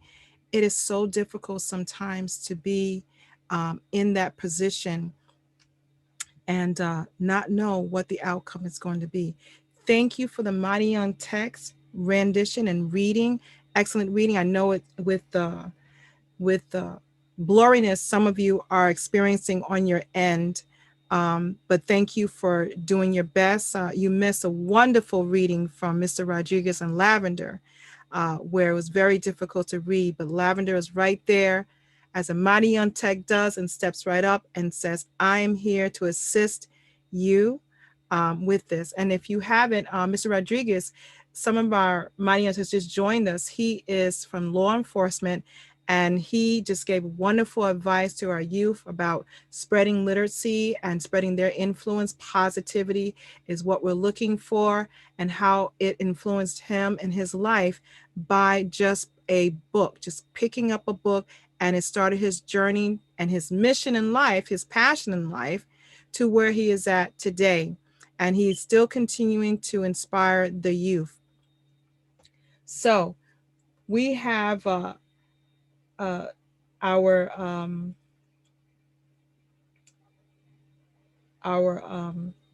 Mighty Young text here. And everybody just say hi and welcome to our audience. If you are just joining us, there's more to come, much more to come. We have another special guest, Read-InFluencer, who will be joining us in approximately 3 minutes. And she is just wonderful. She was here with us yesterday, and she's going to be reading a very special book that she has selected. Yesterday, it was wonderful, and I'm so glad everyone was able to join us or rejoin us again today, because you never know what you're going to miss. We had some wonderful messages and some wonderful books that we've read so far. Some of the books that we've read, and we hope that you do go out and purchase them, are Pepe and the Parade, A Celebration of Hispanic Heritage, read by Lavender. We had Before She Was Harriet, read by Sparkles and Lulo.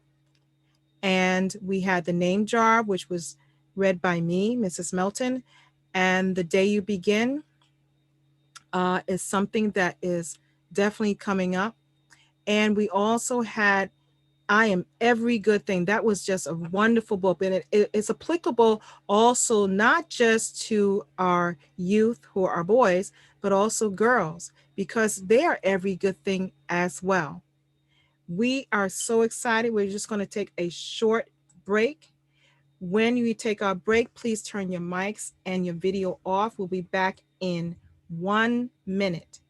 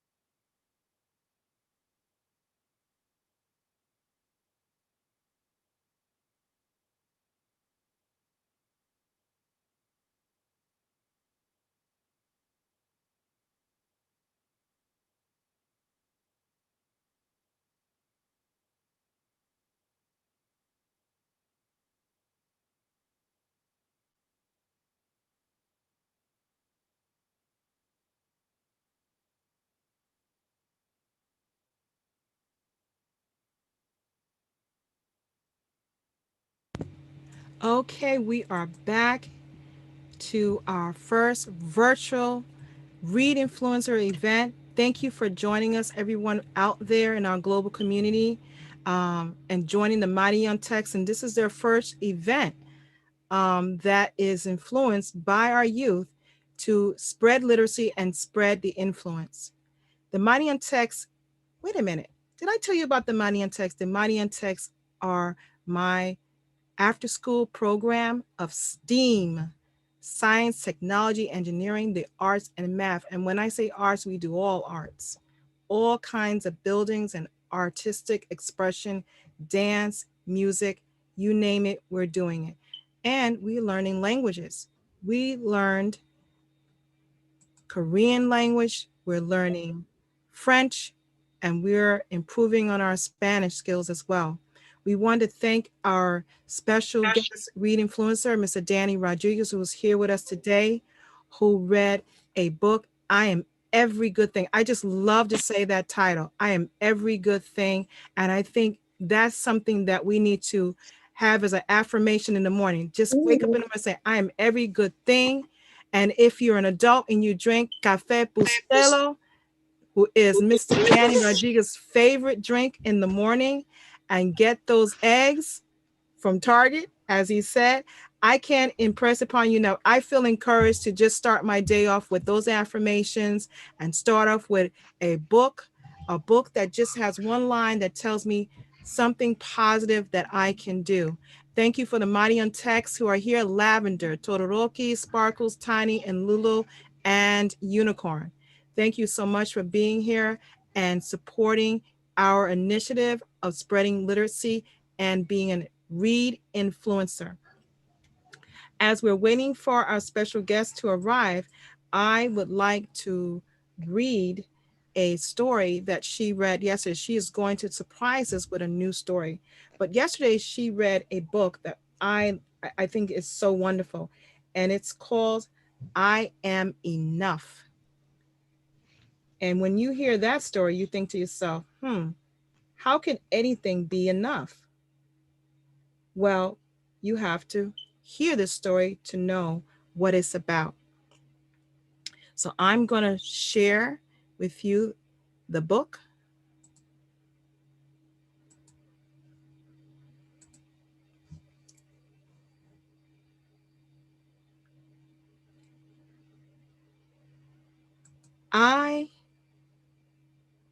Let me just get it together.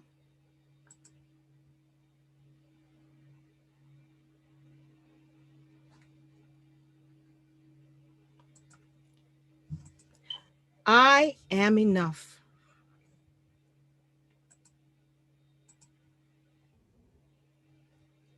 By Grace Byers.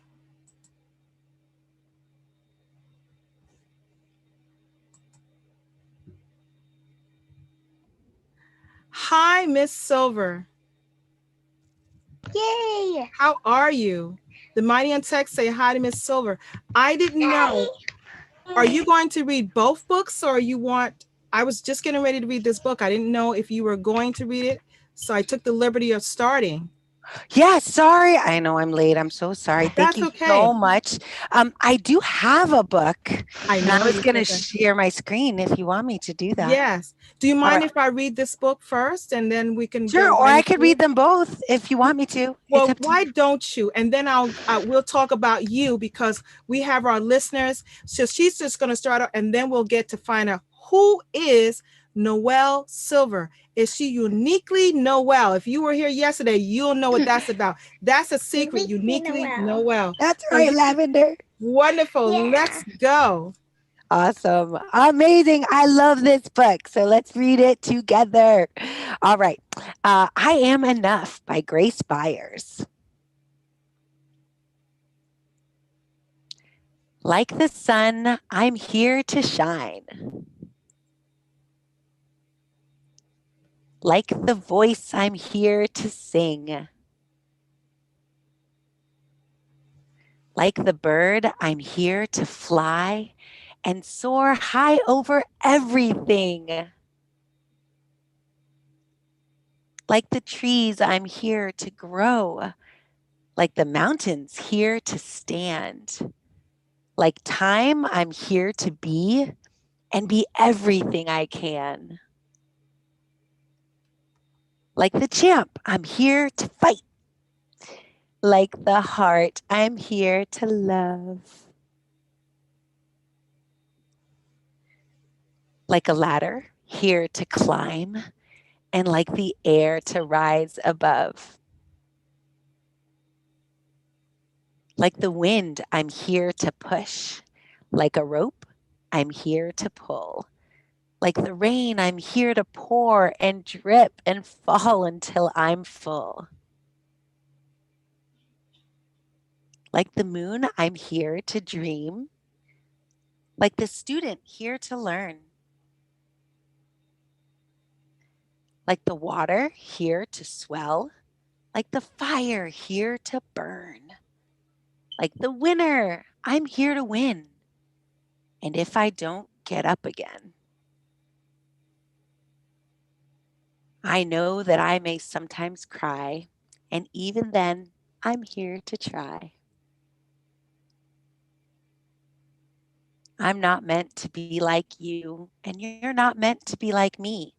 Sometimes we will get along, and sometimes we will disagree. I know that we don't look the same, our skin, our eyes, our hair, our frame. But that does not discount or that does not dictate our worth. We both have places here on earth.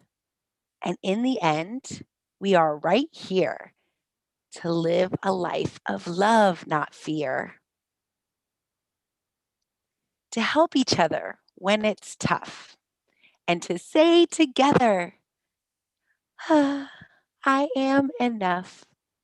Wow, I could not have done it better. That is so I know. excellent, excellent, Okay, excellent. gonna be great. I love that book. It's so good. That is an excellent book. And I tell you, I am enough. Some of us are more than enough, but definitely with That's singularity, we right. are enough. So here, guys, if you're just joining us to our first virtual Read-InFluencer event, we have a special guest, Noelle Silver. Noelle is a Hello. multi-award winning technologist who specializes in conversational AI and in voice technology, intelligent apps, and agents and responsible AI practices. She has led teams at NPR, Microsoft, and Amazon, and is the founder of #Love Influencers and the AI Leadership Institute. She is passionate about mindful leadership, authentic personal branding, and the ethical and responsible use of technology in business. She was recently awarded the Microsoft Most Valuable Professional Award for Artificial Intelligence and is an influencer in voice and AI globally. And now she has been awarded the Read-InFluencers because she is spreading the literacy. She is on top. #hearts to her. Please tell us, Noelle, how did you accomplish that? How did you get started in tech? Oh my goodness, it was so fun. And it's so great to see all these faces in here. One of the things I always like to share is that, my dad was pretty cool. And when I was young, very early on, he introduced me to the concept of science fiction. I don't know if you all know it, but basically, like movies like Star Wars and Star Trek and all of these really cool things were about space. And the funny thing was, is at a very young age, I think I was 6 years old, I was watching on television people talking to computers like it was normal. And so, even you said, thank you so much for that kind introduction. But one thing I probably should put in there is very specifically, I I was on the team that built Alexa. Do you know Alexa? Do you know what? I mean, I might be causing Alexa to go off. I'm sorry if that is the case. But yeah, I was on the team. I built over 100 skills. What that means is I taught Alexa to do 100 new things early on when Alexa is it's a robot basically, and it was learning all these cool new things to be able to do. And so today you can ask her very specific questions that I wrote the answer to, which is kind of cool. But I got started in tech really just by having a vision of, watching movies and seeing cool stuff. I don't know if any of you have seen like Ready Player One or any of those types of movies. So fun. But there's all kinds of just fun. Oh, did you know NASA just recently, if you were on Twitter or any of these social media channels, they put a rover on Mars and they sent incredible footage back. And it's stuff like that that gets me like excited about technology. Whether or not I think I'm capable of writing code or doing, I just love the idea of it. So I ended up very early on just being like, I love technology. I think it's amazing. And my first opportunity, luckily for me, was when the world needed people who wanted to code. And the world was super tolerant of the fact that I didn't know what I was doing. And we call it psychological safety, or being able to try something knowing you're probably going to fail and people will like you anyway. And this was for those of us who are a little bit older, it was called Y2K. And during Oh, I remember the Y2K time. That's when they thought all the the world computers was was going going to to blow end. up. The world was going to end. That's very true. So if you wanted to code, like they didn't care if you got it wrong. They were just like, come try and fix the problem. And we're actually in that same spot right now with data, right? Nobody knows how to really solve the data problem. So they're Yes, willing to yes. let anyone try. So that's kind of how I got started. Well, that is so great. I heard you say Ready Player One. I did go see that movie. That's an excellent movie. Oh, What good. was your part in that? I mean, were you designing something No, no, specific? it was just it's a movie that inspires me to Oh, get into yes, like yes. virtual reality and avatars and Oh, yes. animation, and that's what I think. Sometimes you watch a movie and you think of it way far off as something you could Yes, never do. And I try to think of things, I'm like, oh my gosh, could I do that? And you can. yes. Like it's not far away. Anyone, all of you could actually go and build technology for these kinds of systems. It's crazy. Yeah, that Ready Player One it went back to the old days. I love how he hid it.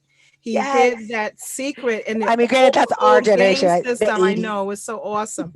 So, Noelle, what advice now, knowing everything you know now, what would you give your younger self? Like, what would you tell your younger self Yes. Well, back in the day, as they say? yeah, I'll tell you a story. My very first job I got was to teach older people how to code, which is crazy because I was a young Latina. No one looked like me. They were the opposite of me. They had not curly but straight hair, not brown but light eyes. Like they were the opposite of me in every way. I was young. They were older, much older in many cases. And I was in this environment where I was standing in front of them, teaching them.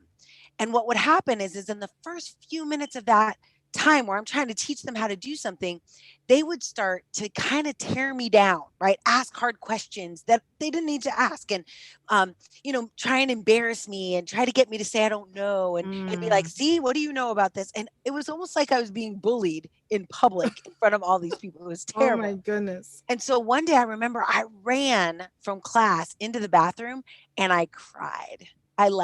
And you're not supposed to cry at work or school, right? No, Like no, you don't no. want you don't want them to see you cry. But I did. I cried, and what? And granted, I was lucky because at that time I looked myself in the eye and I was like, you will not get me. And this is that book I ended up bringing. You'll see, like, stand up and fight. Like instead of, they always say when you get into a challenge, you have this fight or flight response. Some people freeze, but fight or flight. And flight means I would have quit the industry and I would have like just become a massage therapist or yoga studio owner or whatever I wanted to do. And instead, I chose to fight. I chose to stand up and be like, I'm going to do this. I'm going to be awesome at it. I'm going to be the best at it. And so I ended up doubling down and doing better. But the advice I would have given to myself back then was it didn't matter. And that what they were complaining about was more about them than it was about me. And I didn't know that. I instantly took it personally. When someone was upset or bullying me, I'm like, I must be the problem. Like maybe my hair is not, I should put my hair in a bun, or I should wear smart glasses, or I should dress different. And I did all those things back then. I changed who I was to mold to make them not be mean to me. And That is so funny because yeah, we were just speaking about the 3 F's. Oh fight, yeah. flight, and freeze. Yes. And we was talking to Mr. Rodriguez. He was talking about the fear of fire. And I said, well, some people fight and some people flee it. And then others will just freeze, which is not good Yes. because you do not have any response. And That's right. that's a response, but you're just It's like still. paralysis, right? Right, Like, your paralysis. So you don't want to do that. But I can tell you, I can see it. I can hear that in your voice that, what would you tell your younger self back then? So you're energetic. So maybe you're drinking Cafés Bustelo like Mr. Rodriguez is, who's in the background. He needs to come closer. We want to see you close. What do you do to keep up your energy and positive attitude? You see her I exuberance. mean, I can see you, Danny. Like I She's saw not you. Cafe. Yeah, I was like, wait a minute, I saw you. You don't have to come to. Don't worry. But yeah, you're right. Cafe Bustelo is in my refrigerator. So yes, but no, not really. I actually think I am just as energetic with or without coffee. So that's the good news. But one of the things I do myself in order to maintain kind of a positive outlook, which fuels my energy, is I guess the first thing I do is I make a choice to do it. I make a choice every day and really probably every minute, if not every second, to choose happy, excited, passionate, fun. And in every moment, I have a choice. Like something bad could happen, and I could choose how am I going to react? Am I going to come to it like defeated and oh my gosh, I knew they were going to say that. I knew they were going to not like me. Or am I going to come to it like, hey, everybody, what's going on? Like, this is Noel. And so I do think part of it is just making the choice to see the best, right? To look at everything through rose colored glasses, to see the best intention in people so that I'm not stuck kind of in the world of, we call it like complaining, right? The world of complaining where you're constantly like, oh, this person doesn't like me, or my boss doesn't like me, or my teacher doesn't like me, but instead come to it from a different place of gratitude, right? So I think that's part of what makes me so excited is that, oh, here's a fun thing. For those of you who were here last night, this is new info, super secret tip, but it's awesome.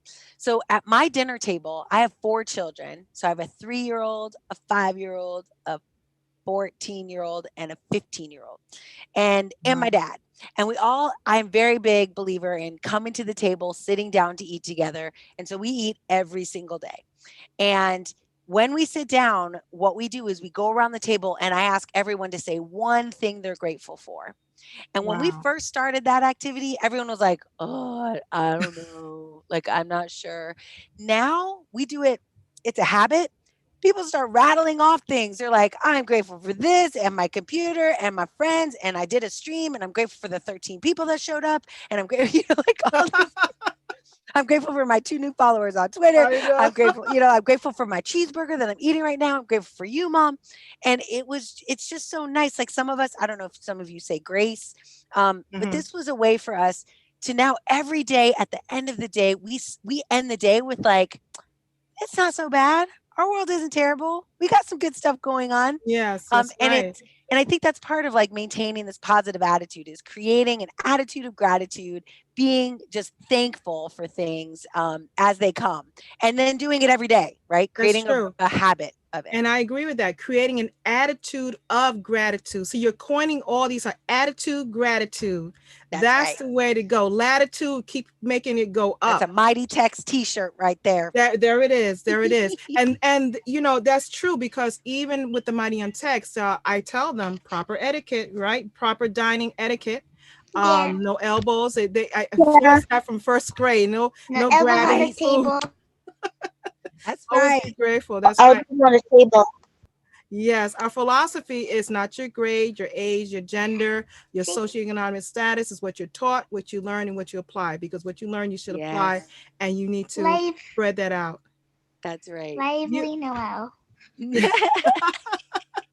Uniquely yes, Noel. They so aren't they just cute? They're just wonderful. Amazing. Wonderful. I told all my friends today on my it's like LinkedIn or it's like Facebook for like professionals, and I told all my friends, and they were like, "We love you guys. We got like a 1,500 views of your content today." So oh my gosh, you're kidding. We're blowing up. Oh my goodness. It was I awesome. saw a lot of views today. I mean, this is more like we're like a family here. It Yes. just seems like we should have brought dinner next time. Yeah. Next Or time we'll ice have a cream. dinner I'm big event, with ice cream. If and you then we'll be permitted to eat at that time. That's right. And no and cafe pustelo. Yeah. We're going to push that because make sales go up for that. So I can tell you, Product placement. uniquely Noel, tell me, what is one of your favorite experiences so far in your career? So one of the really cool, and I've got a few just moments where I'm like, I can't believe that just happened. But one of the things that recently happened, actually it was the summer before the pandemic, is I was invited to come to, basically it was NBC. I don't know if you're familiar with NBC, but they're like a channel. They Yeah. have a peacock, the colors, Yeah. the chimes. So NBC Nightly News wanted to do a broadcast about artificial intelligence, and they chose me to be the spokesperson for AI. And so I was on, and you can go to, like, if any of you are on Twitter, you can go to my Twitter profile and I have it pinned. But of course, it was awesome. It was like my moment of fame. I'm like, I made it. I'm on. I'm on the top, Mom. What made me so happy was they actually I had a segment and they let me talk about what made AI important to me, Noel, uniquely Noel. Like they gave me a chance to say it, like what I actually felt, instead of sometimes they cut up what you say and they just use it as they will.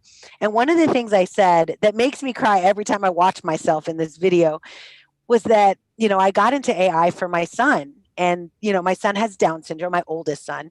And I got into AI so that I could make the world available to him. And this piece was all about art and how he's not, he has Down syndrome. He can't walk through a museum for 4 hours. It's just Right. not.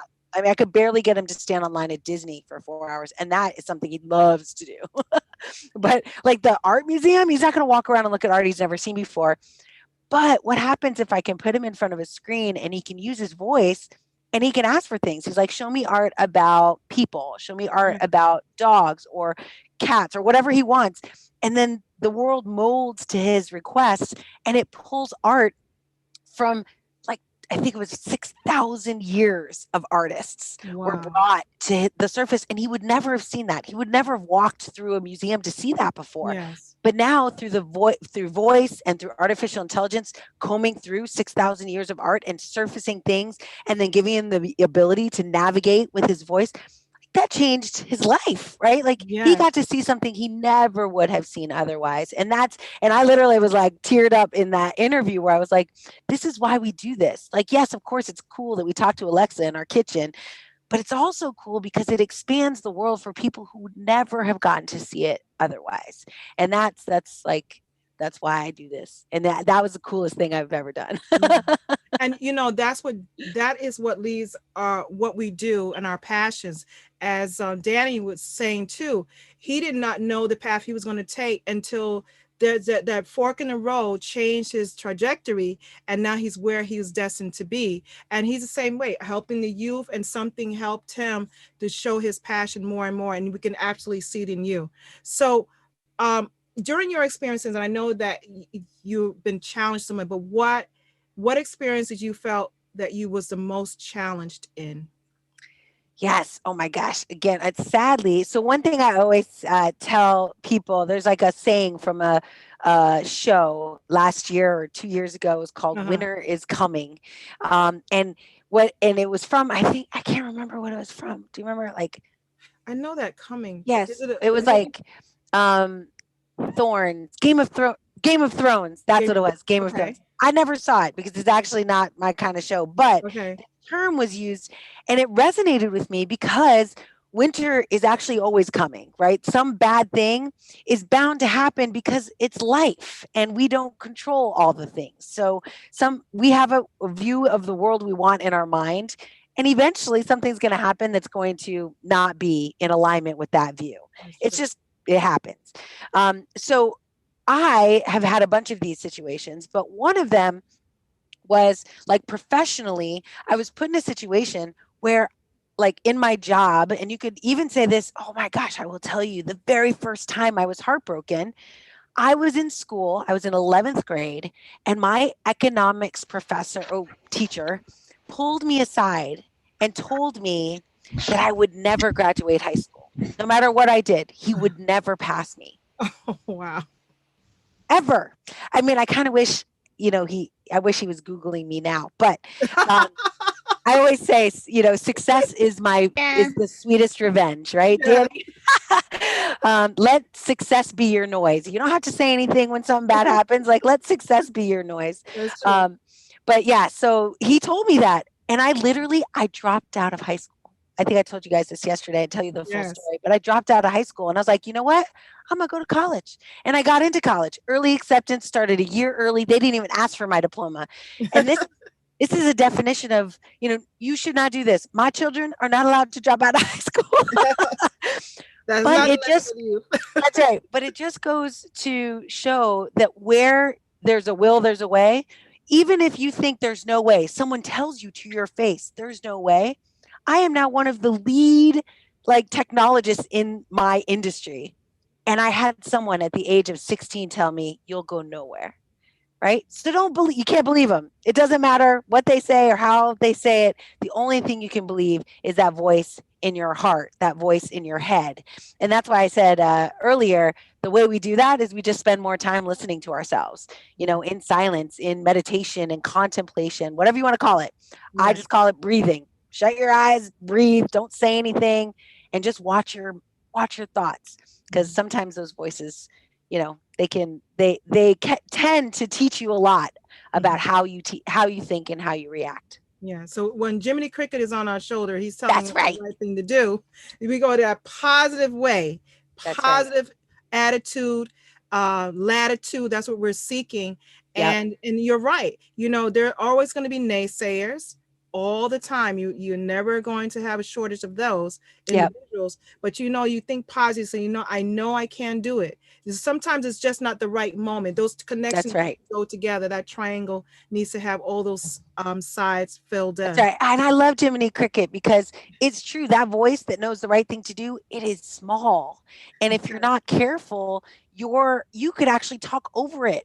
And people, this happens all the time, but you could talk over it and you won't even know, like you won't even hear it. I And then know. sometimes it takes a long time, and it's almost as if sometimes I use the term a cosmic 2x4, right? Someone has to come and literally be like, hello, like the hit on the back of the head, like, come on, your cricket's trying to get your attention. Absolutely. And I always say, like, that's like these voices, like the voice in your head that is like the still small voice, the inspiring, the motivating, the passion driven voice, like it's always there. It's I just know. sometimes the world tends to drown it out. So Yeah, there's a lot take of time. lessons in Pinocchio. I mean, just the So fact many. that That's such he a good reference. is listening to Jiminy Cricket, but really not listening. He still wants to do his own That's right. thing. That's right. He's like, yeah, And good advice, buddy. he's That's listening to that fox, Honest John. He says, you listen to Honest John.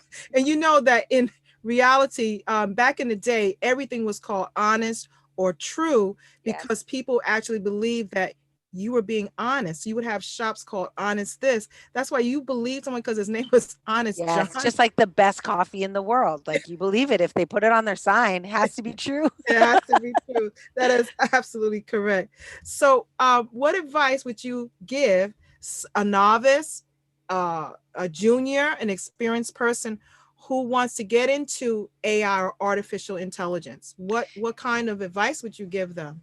Yeah, so the term I use is learning by doing. So the good news is, and this is true for everyone on this call, everyone listening, if you have a passion for, let's say, technology, but this is true for music, science, today the world is so accessible that you can actually just go and try something and do something with very little investment, of resources or money. Like I'll share my screen. I'm going to show you something really fun, really cool, that you can do. And it's all done through a web browser. You could just try it out, but I'm going to show you how to use artificial intelligence right now. It's going to be really cool. And then, but other things you can do, for example, is you can learn about something for free. So I don't know if you might be not ready for this, but we'll write it down and you'll do it when you can. But there's a website called Free Code Camp, and it literally is a bunch of free training on the most common web languages or programming languages, computer languages in the world. So just like some of us want to learn Spanish or French, you could learn to talk to a computer. And it's not hard. It's just as hard as a language. I mean, it's hard, I guess, but it's doable. And all you have to do, I talked about this yesterday, is practice what super learners practice. People who acquire knowledge very, very quickly, they're called super learners. Yes. And the way they do it, I talked about yesterday, like tracing existing work. If you're an artist, you trace a masterpiece to teach your mind how to think. Well, in artificial intelligence, we use the concept of virtual reality. Do you guys, have you seen virtual reality headsets that go like over your goggles, right? Okay, they can. Yeah. Yeah, awesome. So you put on a virtual reality headset, and now you can actually act out things. You can speak in front of a huge audience that really isn't there. You can fly a plane that you probably don't know how to fly. You can jump out of an airplane. You can, you could play on a playground. You could sit by the beach, and none of it is real. But here's the fun, cool thing about our brain is that if we see it and we feel it, it actually becomes true to our mind. And it's called cognitive rehearsal. This is like a real thing. And so if I go and I stand in front of a fictitious audience and I speak, when I get on a real stage, I actually, my mind thinks that I'm good at this. I've done this 100 times, even if I've never done it before, just because I practiced. Now, you don't need a VR headset. That's kind of like the younger generation, they might use that.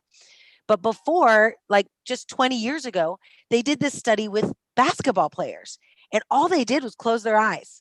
And what they found was the basketball players that closed their eyes and just visualized making free throws from the free throw line, those that visualized were 70% more successful at hitting the shot than those that didn't. Like all day long. Why would you not just in your mind imagine the best outcome all the time? Because it increases your odds of success by like 70%. Let's do true. that. That's very true. That's Yes. very true. Why not? So, okay, let me quickly show you because it's What before you Oh, do sure. that, uniquely Noel, Mr. Rodriguez has to leave because his battery is dying. Technology is not working here. We got to do something about these wires. I know. and these Let me- batteries always My going. Bluetooth, I couldn't connect. I know how it I is. know. Danny, I can't tell you how humbled again and how wonderful it was to have you again today. Yes. Mighty on text say hi and thank you, Lavender. That was your Nice to partner, meet you. Thank your you. partner in literature and reading. I want Yes. to thank Lavender from the bottom of my heart. I definitely want to come back and join you guys. Absolutely. We want you again and again and again. Definitely. That's so awesome. I'm gonna bring some more people. So like that. Absolutely. The whole like that. squad, right? That's how I Yes, feel. indeed. Yes, That's indeed. right. Like we need more love in here because there's so Okay, many we're people who are gonna like, have "What a are you doing?" coffee one, Cafe Bustelo. I don't drink coffee, but I'll put it here as a prop. Yeah.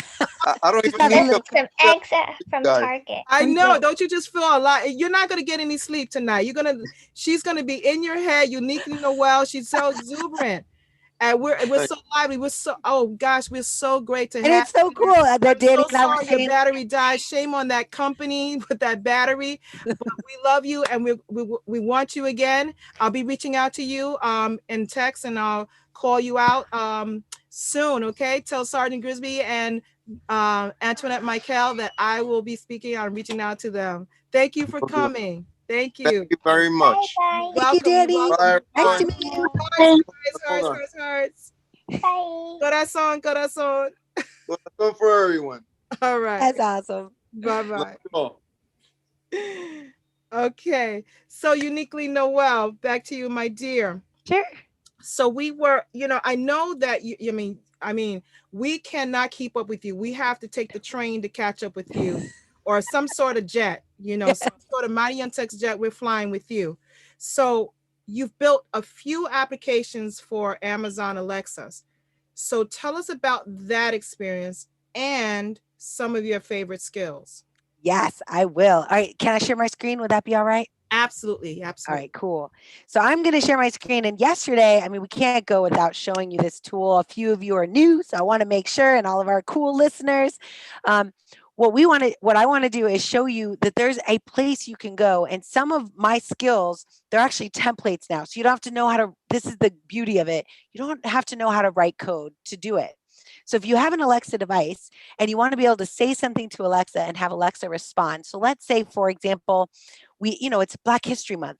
Let's say we wanted to collect a bunch of really cool Black history quotes, or maybe quotes from brown and Black children.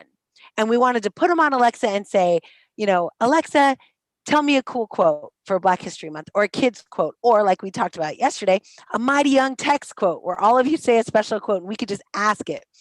How would we do that without necessarily having to build it, like write code, learn a whole new language?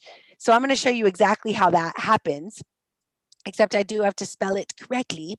It's called blueprints.amazon.com. And what this is it allows you, notice here, create an Alexa skill in minutes. And what an Alexa skill is, really, it's like an app, right? You have a phone or an iPad, or even you could also be on Android, but it allows you to go in and create an app. But instead of for your phone, which is visual, you're creating an app for your voice on Alexa. And so I don't know if you know this. One of my favorite skills, I don't know if I should say this. All right, just between the kids and I, there is a fart skill. Anyway, you'll just have to try it. Don't tell your parents I told you. Everybody in the global community heard that. Every kid is now listening keenly to that because they love that sound. It's hilarious. Have you guys ever tried it? It's hilarious. No. Okay. Anyway, all you have to do is ask for a fart and it will oblige you. Oh, my goodness. But it's hilarious. I love it. Anyway, another really fun one is you can ask for a cat to meow, or you can ask for a dog to bark. So you could just say, Alexa, meow, meow. Oh no, I better be quiet. But then it will only speak in meows. So everything it says to you, it'll be like meow, meow, meow, meow, meow, meow, meow, meow. And then you have to get out of it somehow.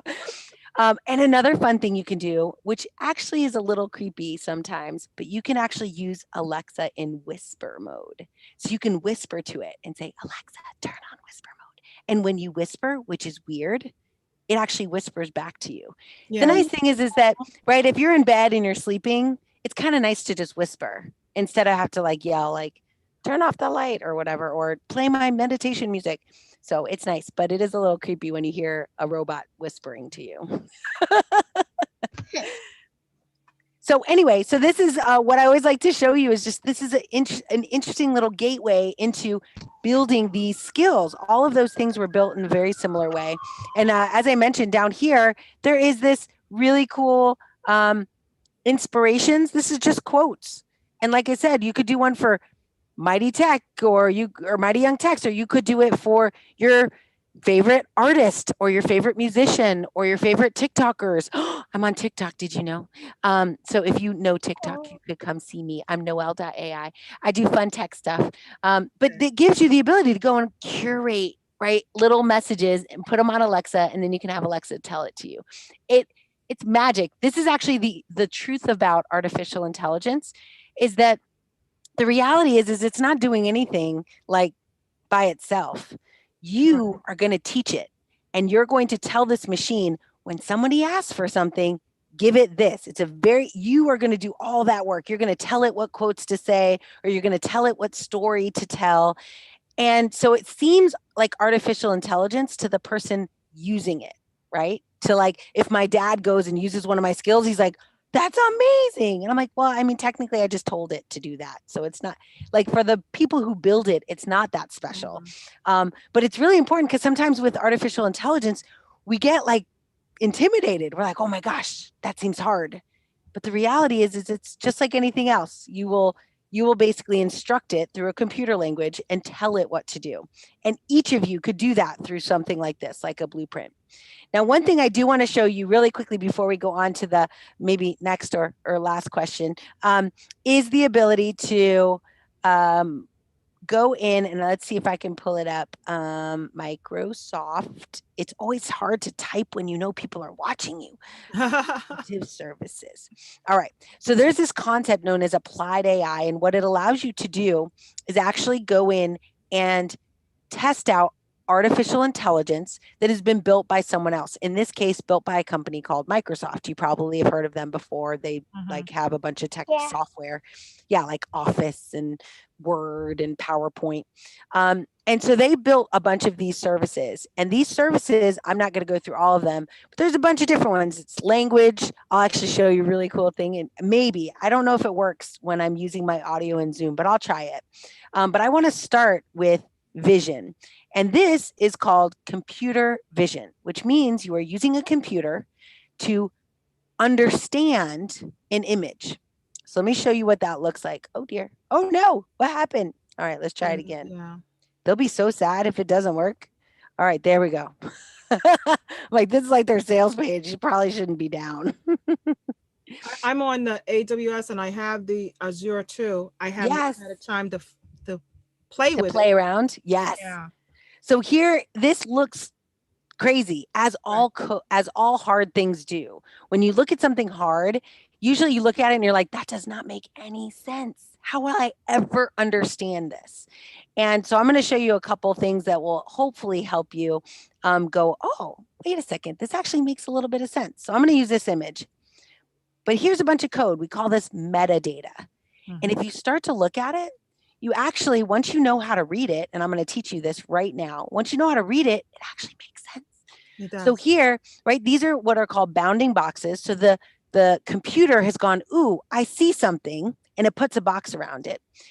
It's a rectangle, and this is the size, right? The height, the weight, the X and Y axis, the position on the screen. Then it says, I found an object, footwear, which looks like it's this box down here. And look, it says I'm 51%. That's what this is. This is a percentage. I'm 51% confident that I see footwear in that box, which is a little better than a coin toss. So I wouldn't do anything with that. like I could toss a coin and decide maybe that's footwear, maybe it's not. I don't know. But let's look at some of the other things, right? Now I see at the X and Y axis over here, right? I see a person. I'm 76% confident. As a computer who doesn't know what a person is, it's just looking for a pattern that looks like a person. And you can see these numbers basically tell you, I see something, I see people sitting, I think they're sitting. I can't really tell because they're actually kind of hidden by a table. Or I see a person, ooh, this person who is over here on the 0 axis, it looks like 85% confident. And it's interesting that the confidence levels are higher for men than women. Anyway, moving right along, there's also these other tags, right? So laptop, 96% confident it sees a laptop, 93% confident it sees clothing, right? So this is what AI does. It looks at an image and then it says, I think it's this. AI makes no decisions. It doesn't do anything. It just gives you a percentage, a number. Then as a computer scientist or a data scientist, it's the job of the engineer, of the human, to look at those numbers and go, is that good? Like, let's say, for example, this was healthcare information and it was saying, oh, I looked at this data and it looks like you might have diabetes. But if it said that and the percentage that came back was 60%, I probably, right? I'm not going to tell someone, well, I'm 60% confident you might have diabetes. Like, what is that? You can't do that in healthcare. You have to be 99.99999% sure. So what AI allows you to do, and it's just kind of fun, like I'll go in and look at some of these other options, right? Is it allows you to just, it allows you to let a computer do the reading and a human do, and this is a fun word, it's called discerning. And what that means is it gives you as the human the ability to make the right choice. And this is why I mentioned it to you and I showed it to you. I'm actually going to show you something really neat. There's a special operation that AI can do where it reads text on an image. So it allows us to go in and actually see, what does this actually say? Right? Oh, sorry. It also allows us to read, right, what's on handwritten Post-its. So it's kind of neat because it gives you the ability, again, imagine accessibility. Imagine people who can't go somewhere or who can't read traditionally or can't use a phone or a keyboard, we now are using technology to make things more accessible to them. So once I have this, guess what I could do? I could read it to somebody. So if somebody who's blind approaches this image and they have glasses on that are smart, the Right. glasses can go, oh, I see it's a Post-it. Oh, and I can see the words. And then it turns these words into speech and reads it to the person standing there. Yeah. That's how the world opens up for people. It's just so really, really, really cool. And it's cool because technology has expanded in like seemingly overnight, but it has made some great strides. That's right. That's Great right. strides. And we're actually helping people, and like you said, in this artificial intelligence. That's right. And one of the hard things to do, I always tell people, like, wouldn't it be great if you could operate in the natural, like, native language of people? And it's a very hard thing to translate in real time. But Right. computers are now really good at this. So Yeah. there's never an excuse, and you'll start to see this for some of you who are going to school and you have PowerPoint. There is a tool called PowerPoint Translator. And Yeah. if you want to listen in Spanish and the speaker is in English, you could use this tool to just translate it to any language you want. Yeah. And again, it's all about making the world more accessible for more people. And I feel like a lot of these technologies give you tools to do that.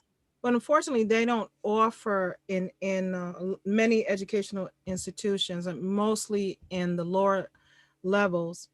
You'll see that in the upper and college level, the Microsoft Suite, unfortunately, because it's expensive right. To upkeep and so on and so on. But I prefer, and that's what I teach the Mighty Young Techs.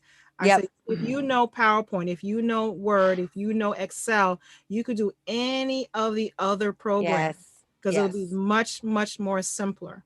That's right. Thank you for sharing that with us, because Just I kinda tell cool, the Mighty right? Techs, listen, we got to explore all the time different things, and don't look at it as hard, because really, That's right. everything is hard when you first approach it.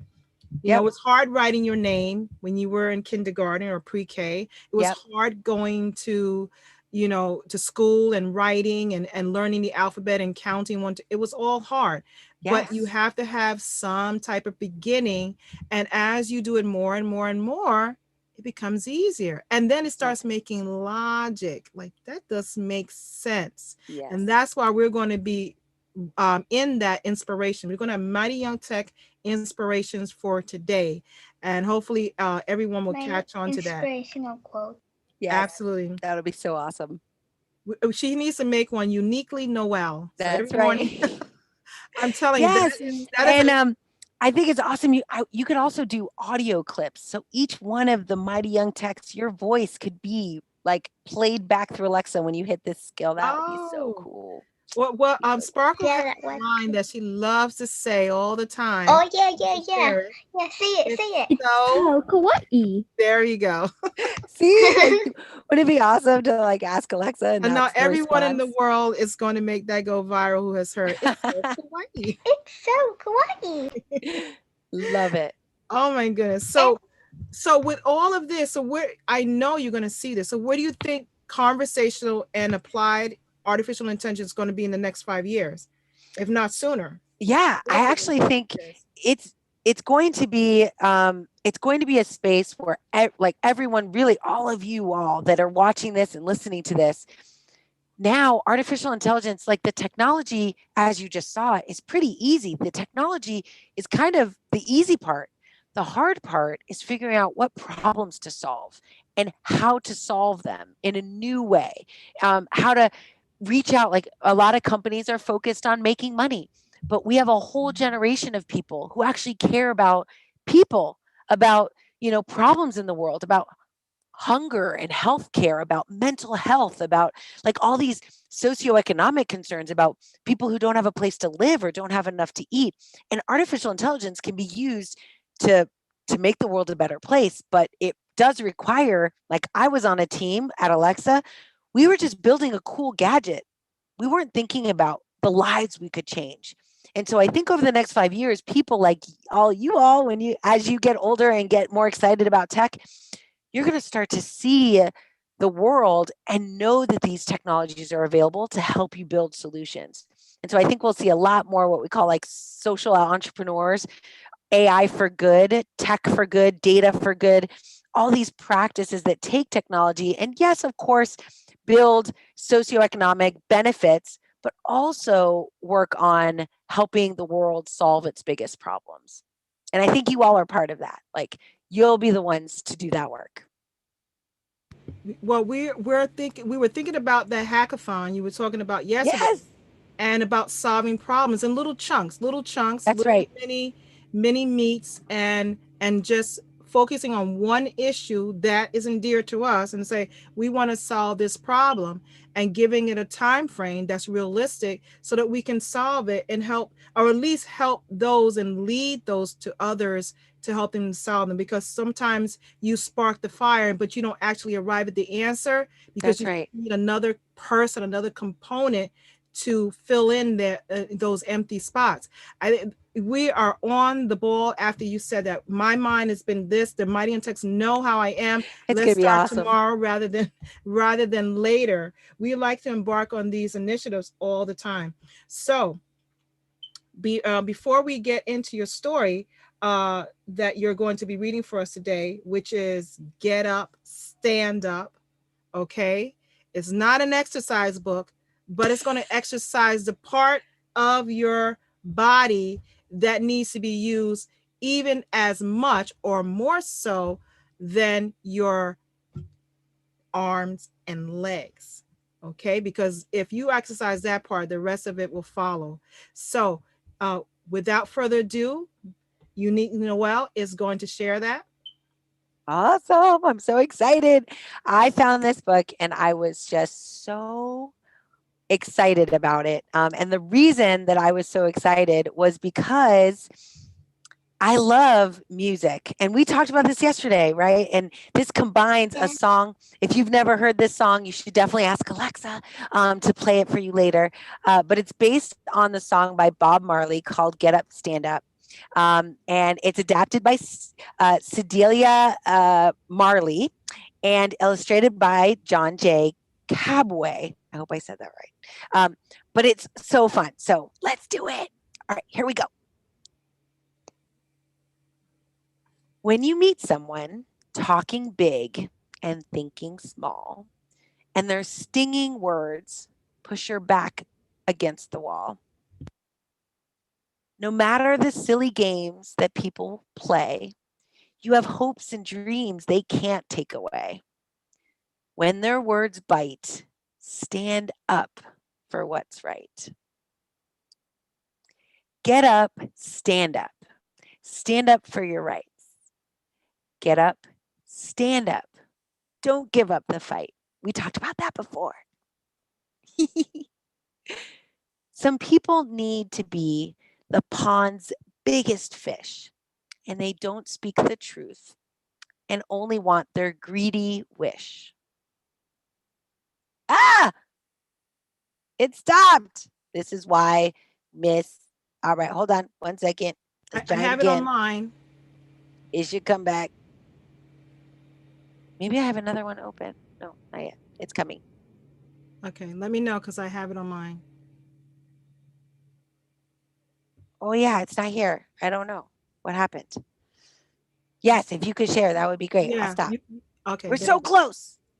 Oh, there you are. All right, awesome. Hold on. Let me pin you really quick. I love seeing all of your happy faces. There we go. Cool. All right. Let's do it. All right. So some people need to be the pond's biggest fish. They don't speak the truth and only want their greedy wish. Remember to be true, the best of yourself. Then you'll be a friend to everybody else. Don't just sit tight. Be a bright light. Get up, stand up. Stand up for your rights. Get up, stand up. Don't give up the fight. Other people parade around with their noses stuck up in the air. They strut about all puffed up, only thinking for what they care. But if you know the value of what life is worth, you will find your feet firmly planted on the earth. Love with all your might. Be true to what is right. Get up, stand up. Stand up for your rights. Get up, stand up. Don't give up the fight. Be a good neighbor and cherish your sisters and brothers. Practice being kind to yourself and to one another.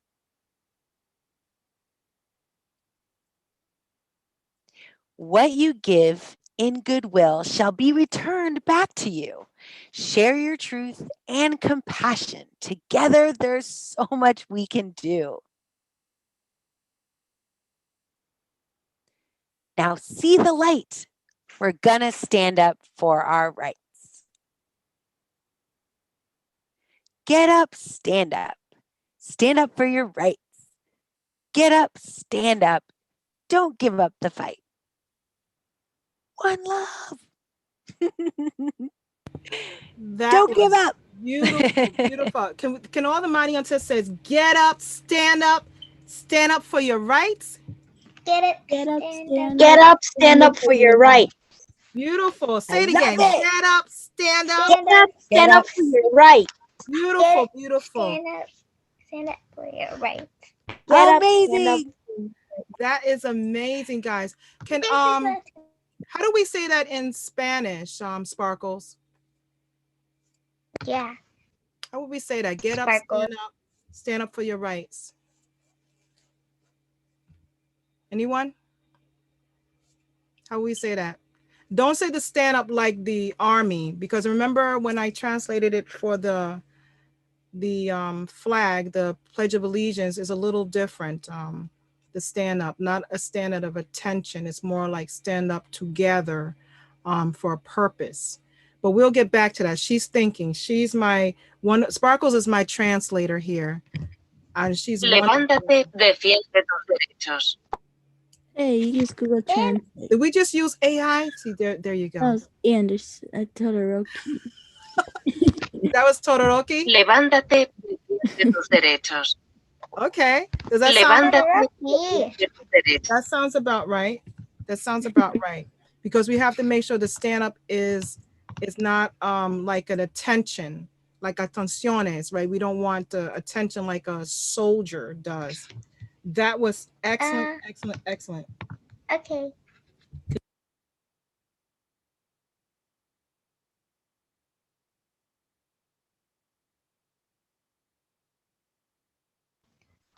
So sorry, I had a child. Are just joining us, and my goodness, if you just joined, you will miss so much. But guess what? We are going to make sure that video is available for you.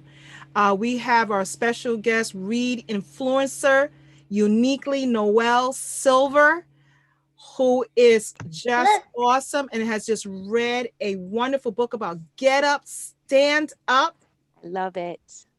And we read I Am Enough. I mean, just two powerful books together, giving out a message and spreading that literacy, spreading your influence, your read influence, because your fluency with literacy. I love it. With writing, fluency with spelling, fluency with comprehension. See how it all ties together. All ties together, because when we all minds think alike, we come up with things so quickly. And her exuberance and her vitality and her spirit is just shining through, and my brain is going poof, just blowing up. And she's speaking about technology, which we love. Mighty Young Techs, the after school STEAM program. We have so much work ahead of us, guys. And our philosophy, as remember I said, is not your age, your grade, your gender, your socioeconomic status. It is what you're taught, what you learn, and what you apply. And she has proven to us that, hey, you start off on the rocky road. We're not suggesting you drop out of high school, but says That's not the end of the world. You have to keep going. You know, in your head, you have positive ideas. You can change the world in a positive way. And it starts by picking up that book, learning new skills, and applying it all the time, listening and being and showing up. You got to show up. The Mighty on Text showing up and learning new things and information from different people. Mr. Rodriguez, Danny Rodriguez is here earlier, who is in law enforcement, and he shared a book, I Am Good Thing. I am a good thing. And I'm enough. I mean, those two titles alone, epitome, yeah. It is the epitome of being great and Great. thinking great things about yourself. The Absolutely. items are like the reindeer doesn't come back. The ginger cat's kind of hard to get, and Who's watching YouTube? but yeah. That sounded like an AI for me. Yeah, right? I was like, who's Alexa? I think that's a voice Yes. changer. So, Uniquely Noel, Yes. what final thoughts One do thing. you have for our audience? This is for our youth. This is for the adult community. This is for the global community. I mean, what do you have? We had our Yes. Cafe Bustelo. That's right. We had our sunshine in a cup. What final thoughts do you have for us? For all I'm of us? so grateful to have been here with you all. The last thing I would leave you with is this term that you can maybe write down, and maybe it becomes a Mighty Young Text t-shirt. But it's actually a principle, a leadership principle at Amazon, and it's called Learn and Be Curious. And they actually hire people who exemplify this. It's why I was very successful there, because it didn't matter what your traditional background is. It didn't matter if you had gone the way everybody goes or if you went a slightly different way. What mattered is, do you go and look for things? Do you acquire and get new knowledge all the time? And are you constantly curious about the world, curious about ways to solve problems in new ways? And so Learn and Be Curious is something that I have embodied, and I live it every day. And I feel like it's a really good way to look at the world, especially as a Mighty Young Tech, where you're constantly thinking, like, how could I change the world? And technology will just naturally be part of that solution. And I'm just so grateful to be here with you all. You all are amazing. Absolutely. We are grateful and humbled to have you again with us. And we want you again in the future. We're going to make this an even larger event. And invite more of our youth and more of our Yes, Mr. Danny said he's bringing people. I'll bring some people. It's going to be a party. The whole entourage. I know the whole cafe party. Yes, Yes. it is cafe fiesta. I tell you guys, for those who are just joining us or just missed it, guys, don't worry. We're coming back. We're going to speak out to you. We're going to keep spreading that literacy. We're going to keep spreading that influence. We're going to keep spreading that Read-InFluencer, because we want to spread fluency in so many different areas, not just in our mind. And also look for that AI by Uniquely Noel, that mindfulness, guys, that one That's moment, right. that 1 minute that you need to just breathe and relax and think and focus. Guys, those who are joining us today in our first virtual Read-InFluencer event, thank you for coming and showing up and caring and supporting our initiative, the Mighty Young Techs and the Black and Latino, who's the parent company organization, our nonprofit 501c3. And please donate. We need all the support that we can so we can keep spreading this wonderful message and keep doing those things involved with technologies and beyond. Anything that has to do with STEAM, we are there. Think of us, because we are always learning, listening, and we are definitely curious. We want to provide the universe all our talents and creativity. And if I don't see you, who knows? We may have an encore event maybe tomorrow. We don't know. Be lookout. Look on our page, guys. Make sure you subscribe too. Go to our YouTube page and subscribe. Make sure you subscribe to Miss Uniquely Noel Silver's page as well. All the information will be on our YouTube channel. Bye-bye, guys, and I'll see you later. Mighty on Text, Miss Noel Silver, stay with us until we sign off. Bye-bye, guys. Bye, guys. Remember, Bye, everyone. Thank you so much. Bye. We have 1,000 See you next followers. time. I'm so excited. You're See you so next time. kawaii. Bye. Bye-bye. See Kawaii. you next time. Kawaii. Kawaii. Kawaii. Hi. Keep saying it, guys. I love it. Kawaii. Bye, guys. Bye.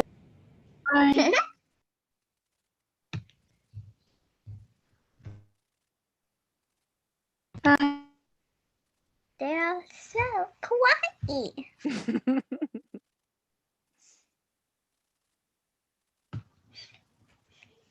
Oh, Anderson, play the video where they found it. Are you okay, When you Miss Melton? found it.